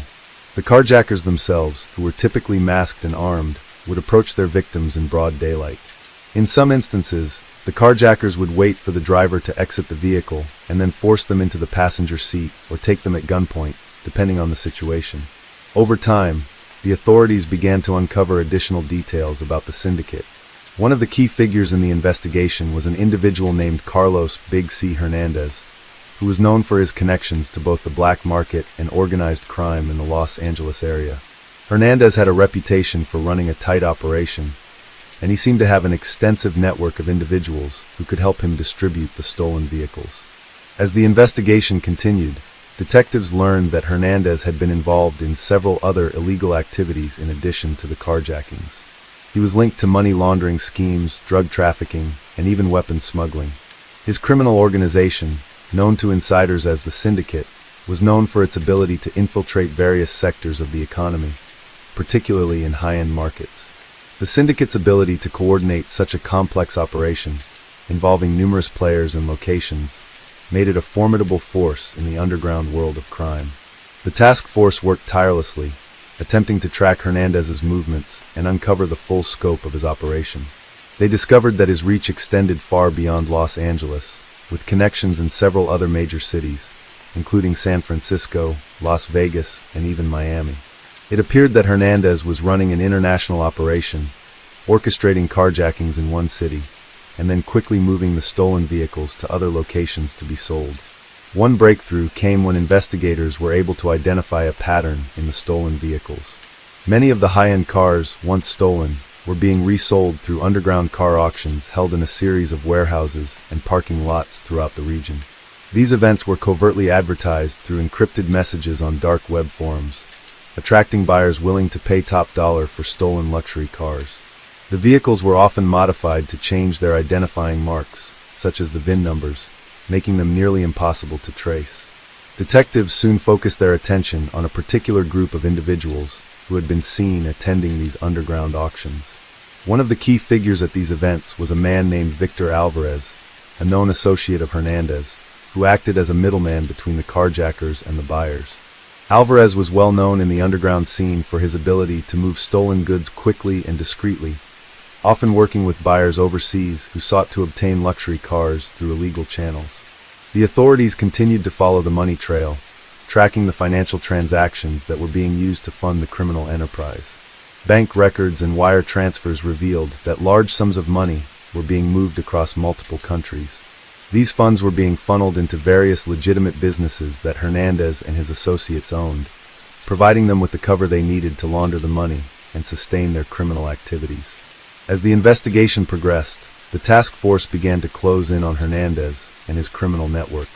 After months of surveillance and intelligence gathering, they were able to identify the location of one of the largest car auctions being held in a warehouse in downtown Los Angeles. With this information, they coordinated a massive raid on the facility, hoping to capture both the vehicles and those responsible for selling them. On the night of the raid, a team of agents stormed the warehouse, securing several dozen stolen luxury cars that were about to be sold to buyers from across the globe. The operation was a success, and multiple arrests were made, including that of Victor Alvarez. However, Hernandez himself remained elusive. Despite the authorities' best efforts, he had managed to evade capture, at least for the time being. The investigation into the carjacking ring continued for several more months, with authorities piecing together more details of Hernandez's operation. As the task force closed in on the final players in the scheme, they uncovered new leads, including a hidden stash of weapons and drugs that were part of the syndicate's illegal trade. Despite the continued success of the investigation, Hernandez's whereabouts remained unknown, and law enforcement continued their search for the mastermind behind the operation. Meanwhile, the victims of the carjackings, many of whom had been targeted while in the comfort of their own homes, struggled with the psychological toll of the crimes. While the stolen vehicles were being returned to their rightful owners, the emotional trauma of the violent encounters was far more difficult to recover from.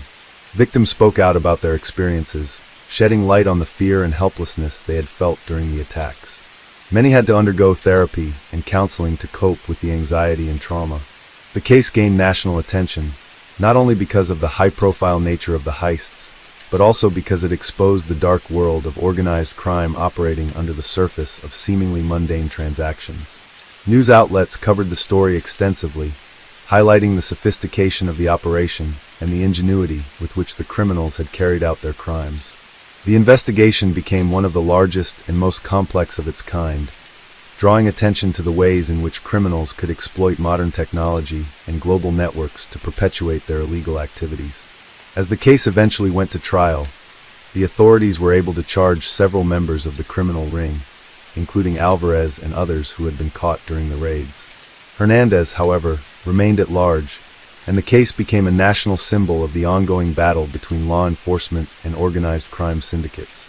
In the months following the raid on the warehouse, the investigation into the carjacking syndicate continued with mounting urgency.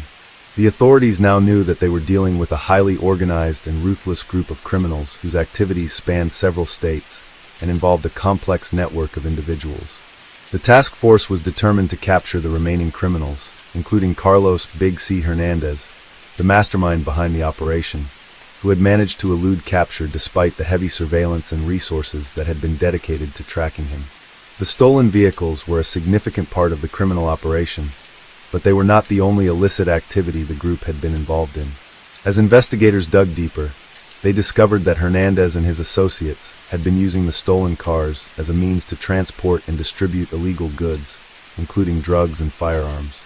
The criminals had established an underground network of warehouses, safe houses, and transport routes that allowed them to move stolen vehicles, drugs, and weapons with alarming efficiency. The stolen cars were often driven across state lines to be resold in cities like Las Vegas, Miami, and even New York. But in addition to the vehicles, investigators found that the criminals had been using the same routes to smuggle drugs, including cocaine and methamphetamine, into various parts of the country. The cars would be modified to hide the illegal substances in secret compartments, making it difficult for law enforcement to detect. The money earned from these transactions was then funneled through a series of legitimate businesses owned by Hernandez and his associates, creating a complex web of money laundering. The authorities were also able to track the movement of large sums of money across multiple countries. Wire transfers, often routed through offshore accounts, pointed to a network of international buyers who were purchasing the stolen luxury cars and other goods. These buyers, many of whom were based in Europe and Asia, were willing to pay a premium for the vehicles, knowing that they could easily be resold without detection. As the investigation expanded, law enforcement began to focus on these international connections, knowing that capturing the criminals involved in the global network would require cooperation from agencies around the world. In an effort to uncover more about the syndicate's operations, law enforcement began to rely on informants. Some members of the criminal ring had already been arrested and were cooperating with authorities in exchange for reduced sentences. These informants, many of whom had been low-level criminals with limited involvement in the carjackings, provided crucial intelligence that helped the authorities build a clearer picture of the syndicate's inner workings. One informant, a former associate of Hernandez's named Jesse, was particularly valuable. Jesse had worked as a driver for the syndicate, transporting stolen vehicles from one location to another, but had been arrested during one of the carjacking operations. While in custody, he became more willing to cooperate with authorities, offering insights into the way the criminals operated. He described how Hernandez had recruited members of the syndicate, often targeting individuals with backgrounds in street-level crime or those who had experience with high-end vehicles. Hernandez, Jesse explained, had an uncanny ability to identify people who could be useful to the operation, and he maintained strict control over the distribution of tasks within the group. Jesse also revealed that Hernandez was known for his meticulous planning. According to Jesse, the carjackings were not random. They were carefully coordinated with specific vehicles in mind. The group had a list of luxury cars, including high-end sports cars, luxury sedans, and expensive SUVs, that they targeted for the heists. Hernandez had a network of informants who kept tabs on wealthy individuals and knew when they were likely to drive certain cars, allowing the thieves to strike at the most opportune times. The carjackings themselves were usually quick and efficient. The robbers would approach their victims in parking lots or near their homes, often in broad daylight, and demand the keys to the vehicles. In some cases, they would threaten the victims with firearms or even violence to ensure compliance. The criminals had little regard for the safety of their victims and were known to have used force when necessary.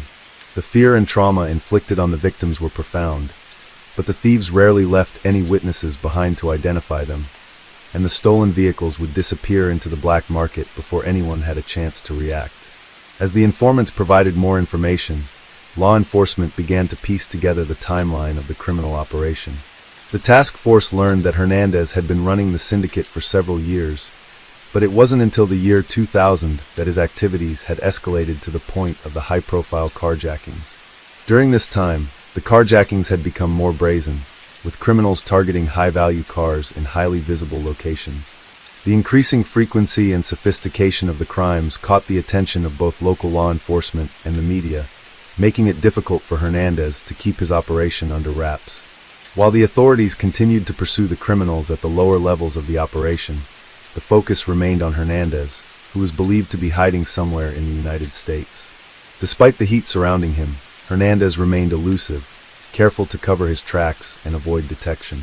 He had gone to great lengths to change his appearance, often using false identities and traveling with fake documents to throw off the authorities. The task force knew that catching him would require patience, precision, and a coordinated effort across multiple jurisdictions.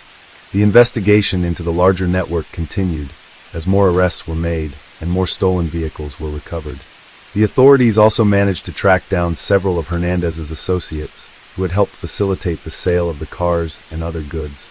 These individuals were interrogated, and like Jesse, many eventually provided valuable information that allowed law enforcement to piece together the final parts of the puzzle. The stolen vehicles were gradually recovered from various locations, including underground warehouses, secure parking garages, and shipping containers. As the months passed, the pressure on Hernandez intensified. With every arrest, the walls were closing in on him. The task force was closing in on his operations, and Hernandez knew it was only a matter of time before he was caught. However, he remained a step ahead, continuing to move through a complex web of safe houses and contacts, always staying just out of reach of the law.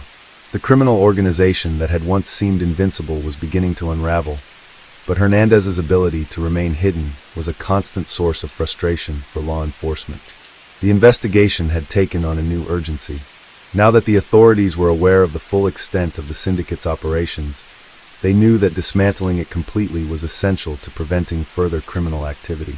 Hernandez's capture was the key to ending the reign of terror that had been inflicted on the citizens of Los Angeles and beyond.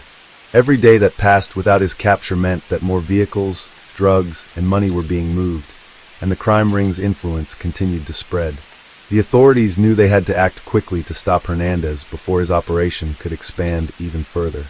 As the investigation into Carlos Hernandez's criminal operation continued to unfold, the urgency to locate and apprehend him only increased. The task force, now working under intense pressure, began to narrow down Hernandez's potential locations. Intelligence gathered from informants, surveillance footage, and wiretaps suggested that he was moving between various hideouts in different parts of the country, often using aliases and fake documents to stay under the radar. Despite these efforts, Hernandez's ability to stay hidden seemed nearly uncanny. He was constantly shifting his locations, making it extremely difficult for law enforcement to track him.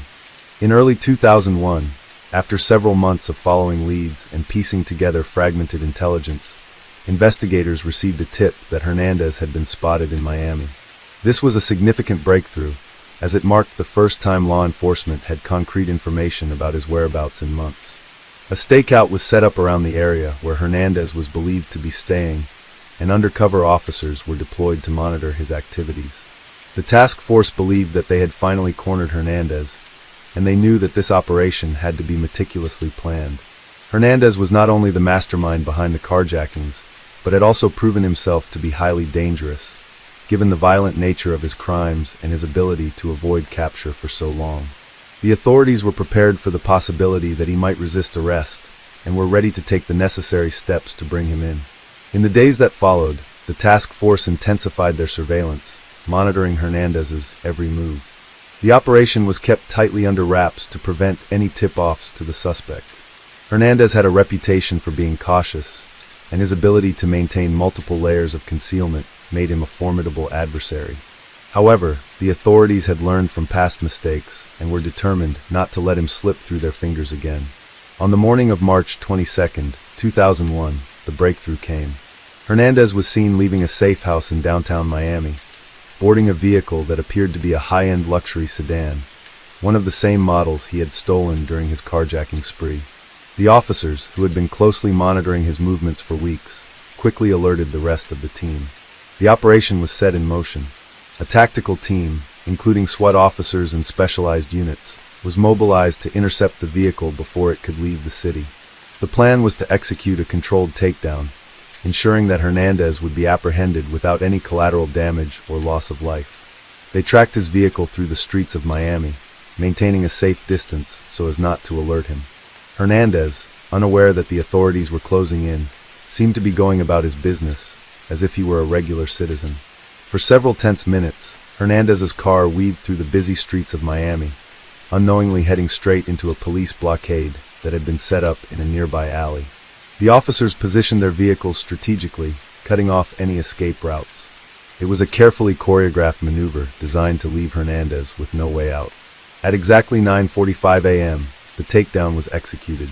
The police vehicles swiftly closed in on Hernandez's car, surrounding it on all sides. Hernandez, realizing that he had been trapped, attempted to make a run for it. But before he could open the door, officers were already at the vehicle, forcing him to the ground and handcuffing him in one swift motion. It was over. The long manhunt that had stretched across months and involved countless hours of surveillance, intelligence gathering, and coordination had finally culminated in the capture of Carlos Hernandez. The arrest was a major victory for law enforcement, but it was just the beginning of the legal process. Hernandez was taken into custody and transferred to a high-security facility, where he would await trial for his role in the carjacking syndicate. The authorities wasted no time in charging him with multiple counts of carjacking, conspiracy, money laundering, weapons trafficking, and drug smuggling. The charges alone were enough to ensure that Hernandez would face a lengthy prison sentence if convicted. In the days following his arrest, more details about Hernandez's operation emerged. Investigators were able to recover additional stolen vehicles, many of which had been transported to other states or sold overseas.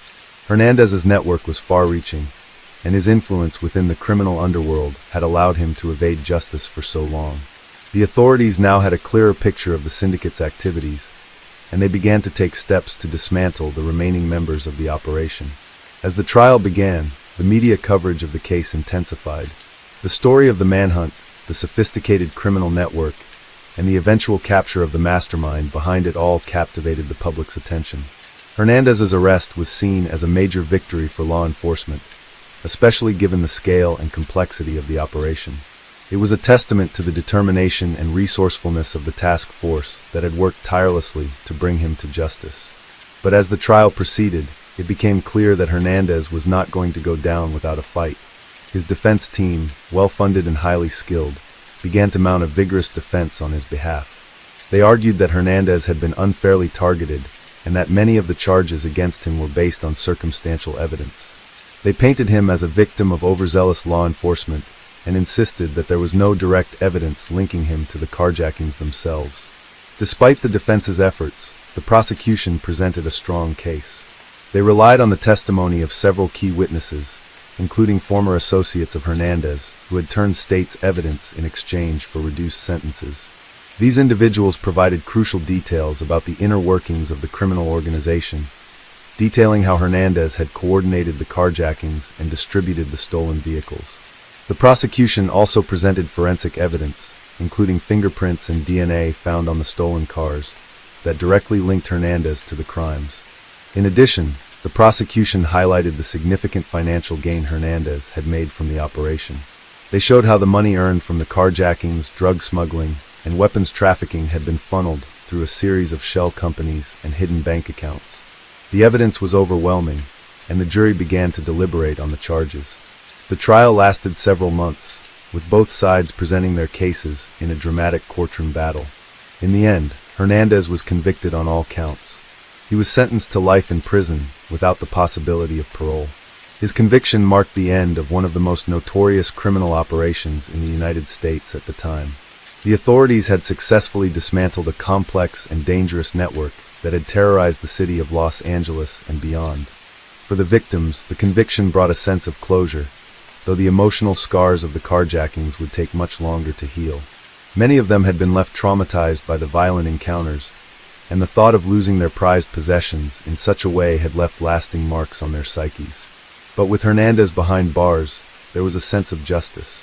The streets of Los Angeles, once filled with fear and uncertainty, were a little safer once more. In the months following Carlos Hernandez's conviction, the authorities continued to track down and arrest other members of his syndicate. With the dismantling of the operation, investigators learned more about the inner workings of the criminal network and how far-reaching it had been. Hernandez's arrest had put a significant dent in the syndicate, but it became evident that his network was not the only one of its kind. The authorities' success in taking down the operation had ripple effects, leading to the uncovering of similar groups in different states.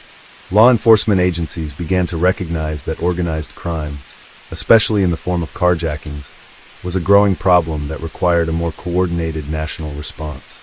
Though the criminal underworld was always shifting, the case against Hernandez served as a major turning point. It showcased the power of collaboration between local, state, and federal agencies, and the resources that could be mobilized when the need arose. The task force's success was largely due to the hard work and commitment of investigators who refused to back down, even when the pursuit seemed endless. They knew that every stolen car recovered, every person brought to justice, and every piece of evidence that was uncovered mattered. For the families and victims affected by Hernandez's carjackings, the sense of relief was palpable. Many had been left feeling violated, not just by the theft of their vehicles, but by the violent nature of the crimes. The fear they had felt every day, wondering if they would be the next target, was slowly replaced by a sense of justice. For some, the emotional scars of the events would remain for years, but knowing that the mastermind was behind bars offered a measure of comfort. In the aftermath of the trial, several other members of the carjacking syndicate who had been caught in the investigation were also convicted. Some cooperated with authorities and received reduced sentences, while others were sentenced to lengthy prison terms. The full scope of the operation became increasingly clear, with many of the lower-level criminals admitting their roles in the heists. Some were drivers, others acted as lookouts, and a few handled the resale of the stolen vehicles. But all of them had been complicit in the syndicate's crimes. The dismantling of the operation was hailed as a major victory, but it also served as a reminder of the persistence of organized crime and the challenges faced by law enforcement in combating such networks. In the months that followed Hernandez's conviction, the case continued to make headlines. Documentaries were made, books were written, and news outlets covered the trial extensively. Public fascination with the case stemmed from the scale of the operation and the high-profile nature of the crimes, which had impacted the lives of many victims. Hernandez's life story, his rise from small-time criminal to the leader of a nationwide carjacking syndicate, fascinated the public. He was portrayed as a mastermind who had evaded capture for years, manipulating others to do his bidding while remaining out of the reach of law enforcement. In the years that followed, law enforcement agencies across the country took lessons from the Hernandez case. The task force, which had been formed specifically to target his syndicate, became a model for similar operations in other parts of the United States. The case highlighted the need for improved surveillance technologies, better interagency communication, and the importance of going after the larger criminal organizations that often operated in the shadows. The authorities were acutely aware that dismantling such organizations required a comprehensive approach, one that included everything from intelligence gathering to the use of informants, to tactical raids and high-level arrests. At the same time, the case also led to changes in the way stolen vehicles were tracked. The use of GPS technology in cars, while still in its infancy at the time of Hernandez's operation, would eventually become a key tool for law enforcement in combating vehicle thefts. More states began to implement systems that allowed stolen cars to be tracked and recovered more efficiently, making it harder for criminals like Hernandez to operate. The carjackings, once seen as a high-risk, low-reward crime, were no longer as lucrative for criminals, thanks in part to the rise in security technology. Hernandez's own life behind bars was marked by a sense of isolation. Though he had once been the leader of a powerful and far-reaching criminal enterprise, he was now confined to a maximum security prison, serving a life sentence without the possibility of parole. His days were spent in solitary confinement, reflecting on the choices that had led him to a life of crime. But even in prison, he maintained the air of confidence that had allowed him to manipulate others so successfully. He became known among the prison population for his ability to strategize and maintain control over those around him, despite his circumstances. Yet, even in his new environment, Hernandez faced challenges. The very people who had once admired and feared him now saw him as just another inmate, and his status as a powerful figure in the criminal world quickly faded. Meanwhile, some of the other members of his syndicate, the ones who had been caught and cooperated with law enforcement, began to serve out their sentences. While many had expressed remorse for their roles in the crimes, they faced the difficult reality of life in prison, with little chance of early release. The impact of the carjackings lingered in the communities where the crimes had taken place. For those who had been victims of the syndicate, the recovery of their stolen vehicles and the conviction of the criminals involved was a bittersweet victory.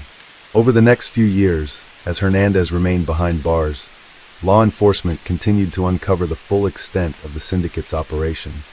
The authorities, while focused on Hernandez's case, continued to combat car thefts and other forms of organized crime, using the lessons learned from the investigation to refine their tactics. The fight against crime never ceased, and the efforts of those involved in the Hernandez case would go on to inspire future investigations. For the public, the story of Carlos Hernandez and his carjacking syndicate became a reminder of the ongoing battle between law enforcement and organized crime, and the resilience of those who fought to make their communities safer. The capture of Hernandez, though it marked the end of one criminal network, underscored the continuing need for vigilance, cooperation, and perseverance in the face of ever-evolving threats. And as the years passed, Hernandez's name became synonymous with one of the most successful takedowns in the fight against organized crime, ensuring that the impact of his conviction would be felt for years to come. Story 6. In the early morning hours of January 1st, 2002, in the quiet suburban neighborhood of Rolling Acres, a tragic crime would unfold that would leave the community in shock and disbelief. The small, peaceful town, which had been accustomed to the sound of children playing in the streets and neighbors chatting on their porches, was suddenly thrown into the harsh light of a criminal investigation. It all began with a phone call at 5:30 a.m. The police dispatch received a report of a disturbance at the home of Carla and Mark Thornton, a couple who had been married for over 15 years. The dispatcher noted the urgency in the voice of the caller, who described hearing loud noises and then an abrupt silence. The dispatcher immediately sent a patrol car to the scene. By the time the officers arrived, they found the front door ajar. Inside, the house appeared untouched, with no signs of forced entry. It was a typical middle-class home, a two-story structure with a neat front lawn and a driveway that led to a two-car garage. However, the tranquility of the exterior masked the horror that awaited them inside.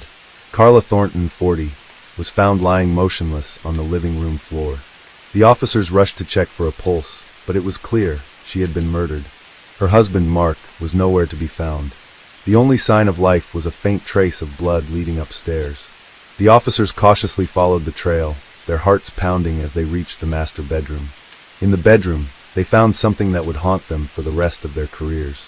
Mark Thornton, 42, was lying on the bed unconscious, with what appeared to be self-inflicted wounds. He was immediately rushed to the hospital, where doctors fought to save his life. But the question on everyone's mind was, what had happened here? Was this a botched murder-suicide attempt, or was there something more sinister at play?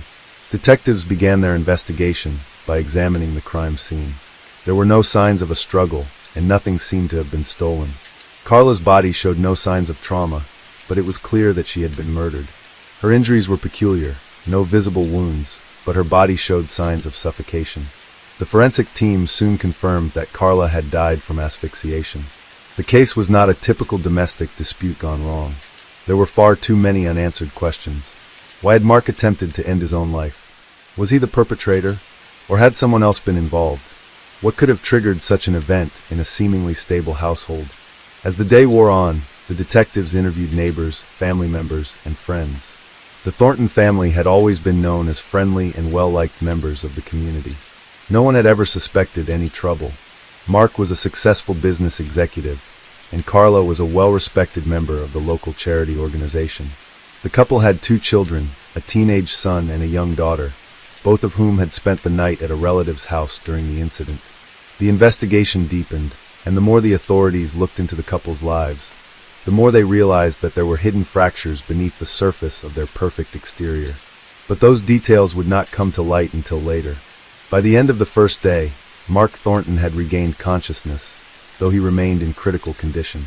He was unable to speak due to the damage caused by his self-inflicted injuries, but detectives were eager to speak with him. They needed answers. The day after the crime, the investigation was in full swing.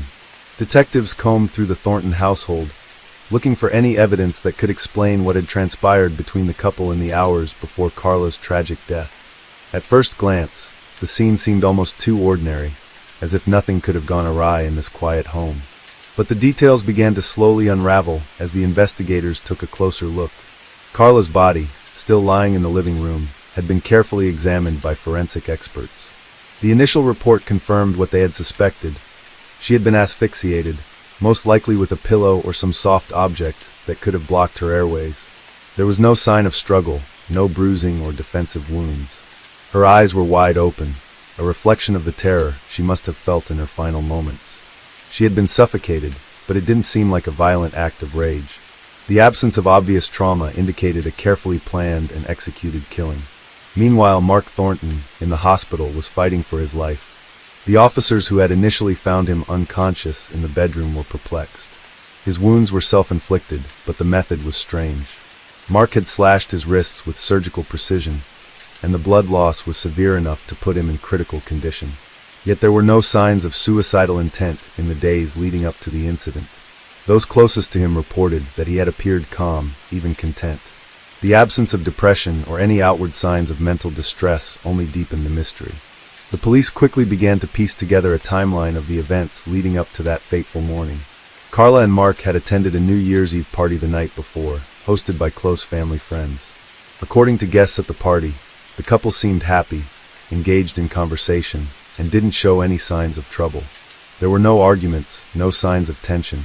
In fact, the couple left early, around 1 a.m., both claiming they were tired after a long year. The Thornton family, according to those who saw them, had seemed normal, even idyllic. But as detectives dug deeper, small inconsistencies began to surface. Friends and family began mentioning strange details. Carla had recently started to withdraw from her social circles. She had stopped attending charity meetings and had begun spending more time alone. Mark, too, had become increasingly distant, missing work for long periods of time, though he didn't seem ill. One of Mark's co-workers, a man named David Ross, was particularly concerned. David told detectives that, in the months leading up to the incident, Mark had been acting increasingly withdrawn. He had missed several important meetings and had even seemed disoriented at times. His performance at work had taken a noticeable decline, but he never seemed to offer any explanation. When David asked him about it, Mark brushed it off, claiming that the pressure of work was getting to him. Despite these subtle signs, no one suspected anything major was wrong. Mark had always been the type to keep his personal issues private. Carla had been the social glue, the one who organized events, and it was difficult for anyone to believe that she might be in any kind of danger. But the truth, as detectives would soon discover, was far more complicated. As the investigation continued, a breakthrough came when the police were able to access Mark's cell phone records. They discovered that in the weeks leading up to the incident, Mark had been in regular contact with someone, but not his wife. Instead, he had exchanged dozens of messages with Clara Williams, a woman from his past. Clara had been a colleague of Mark's at his first job after college. They had shared a brief, passionate romance, but it ended when Mark married Carla. The texts between Mark and Clara revealed an affair that had been going on for months. At first, the messages were flirtatious, and then they became more intimate. Clara, it seemed, had rekindled a spark with Mark, and their conversations became a significant part of his emotional life. But there was more to it. Clara had begun to demand more of Mark's time and attention. She wanted him to leave Carla, and the pressure seemed to be mounting. In one of their last conversations, Clara texted, "You don't need her anymore. I'm all you need. Don't let her keep you in that cage."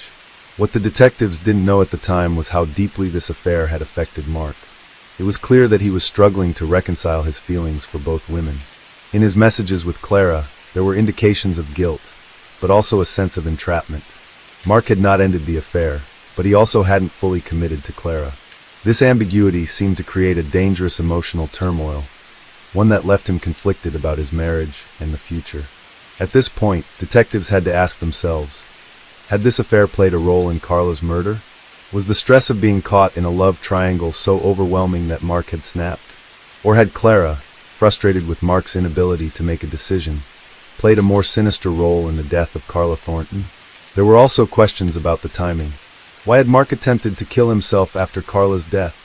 Had the guilt of the murder overwhelmed him, or was his self-inflicted violence part of a calculated plan?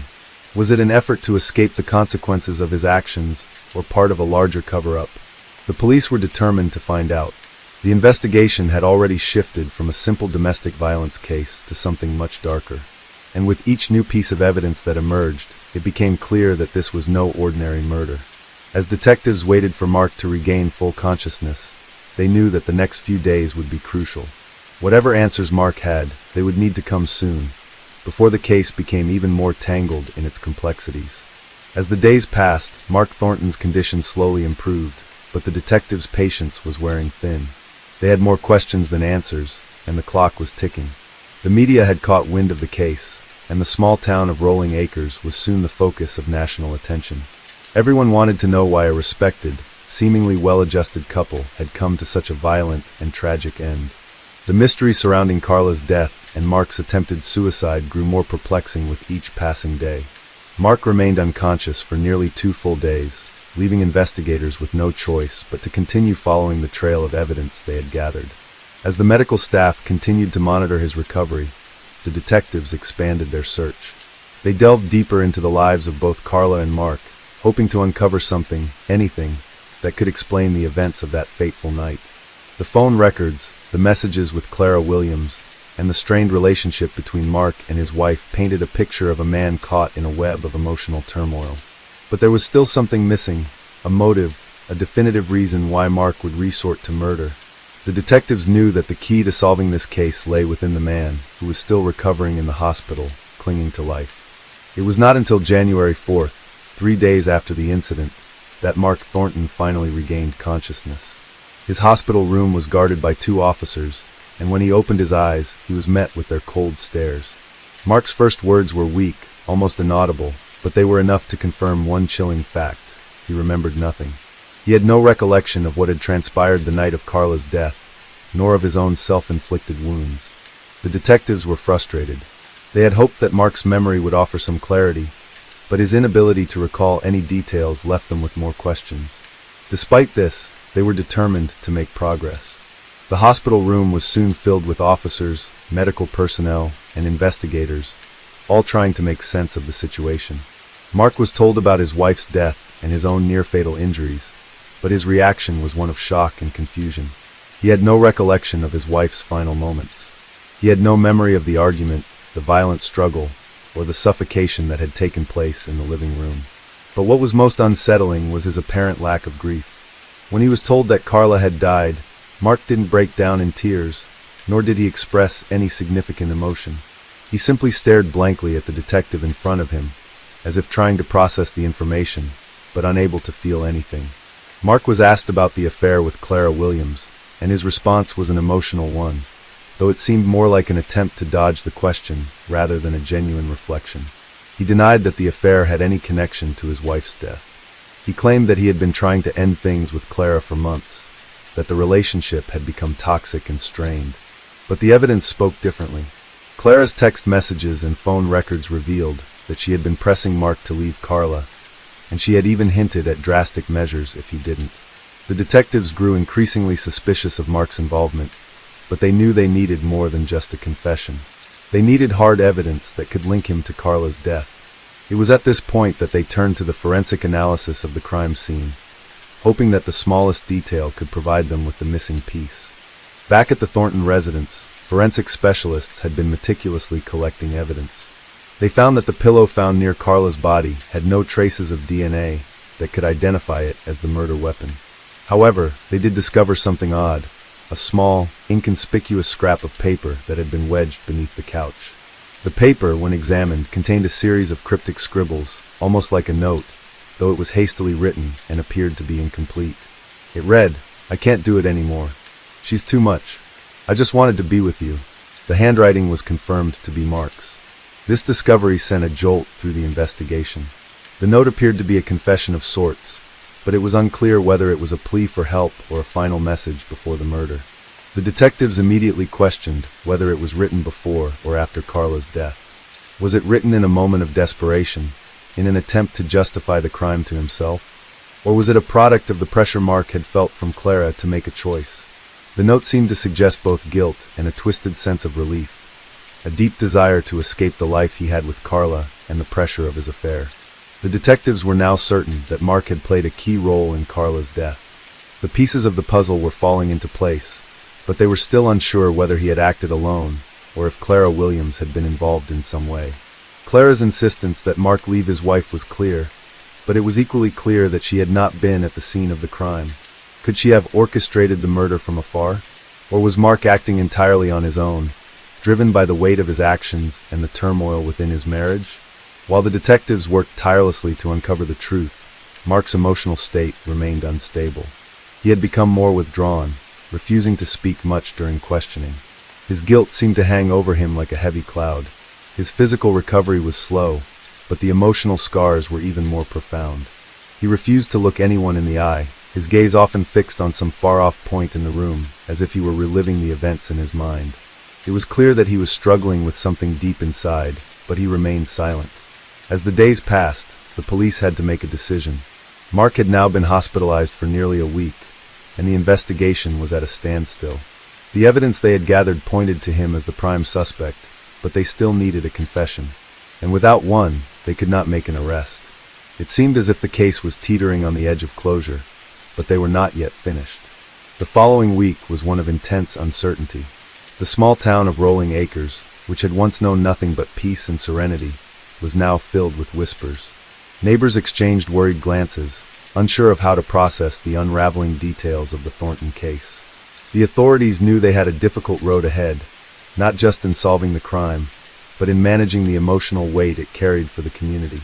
But for the detectives, there was no time to consider public opinion. They had a duty to get to the truth. Mark Thornton had become a shell of the man he had once been.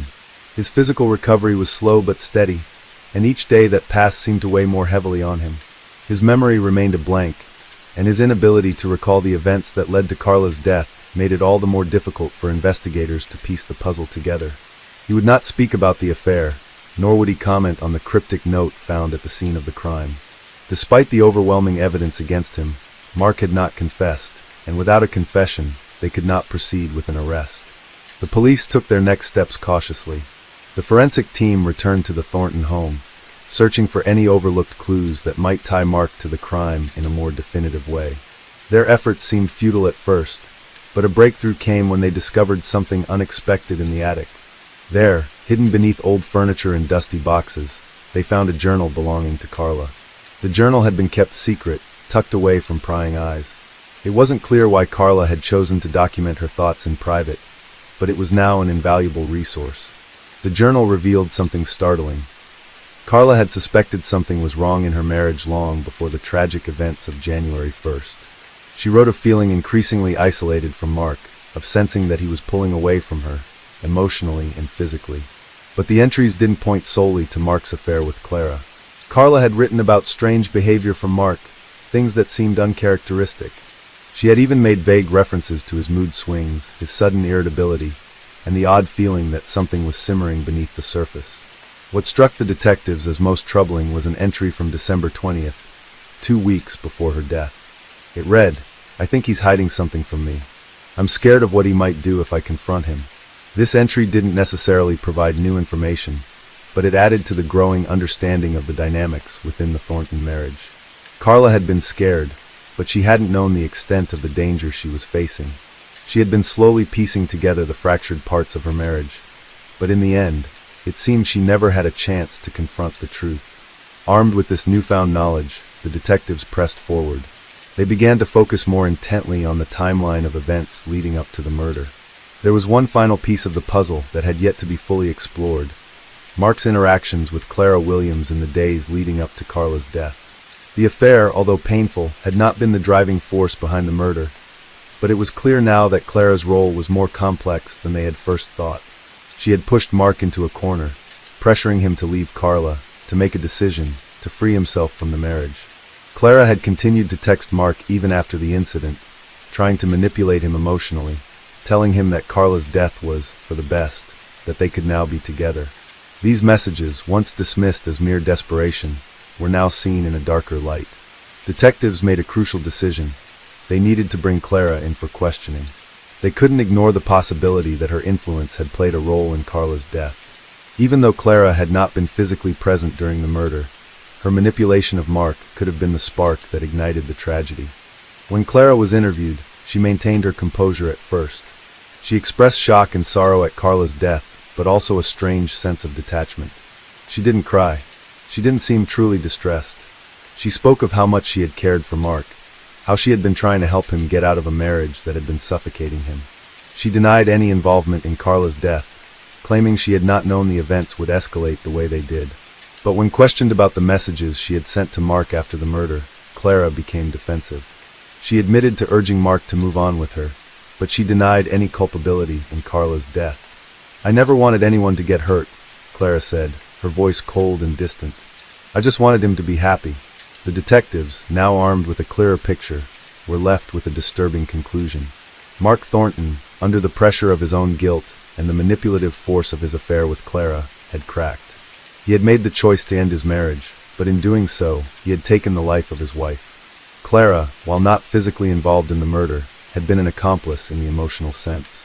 She had driven Mark to the brink, using her own manipulative tactics to push him to make a final, irreversible decision. Mark was arrested and charged with the murder of his wife, Carla Thornton. The prosecution argued that while Clara had not directly participated in the murder, her actions had been a significant factor in the emotional turmoil Mark experienced. Clara Williams, while never charged with involvement in the crime, was left to face the aftermath of her own manipulation.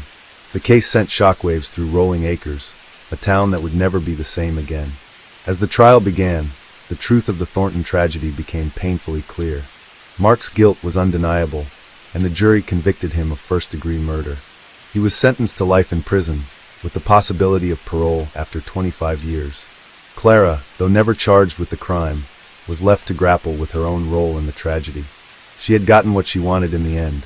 Mark was free of Carla, but at what cost? The case of Carla Thornton's murder would forever be etched in the memories of those who knew her, a reminder of the deep and sometimes dangerous consequences of manipulation, betrayal, and unchecked emotional pressure. And as for Mark Thornton, his fate was sealed, not by his own hands, but by the twisted web of choices he had made.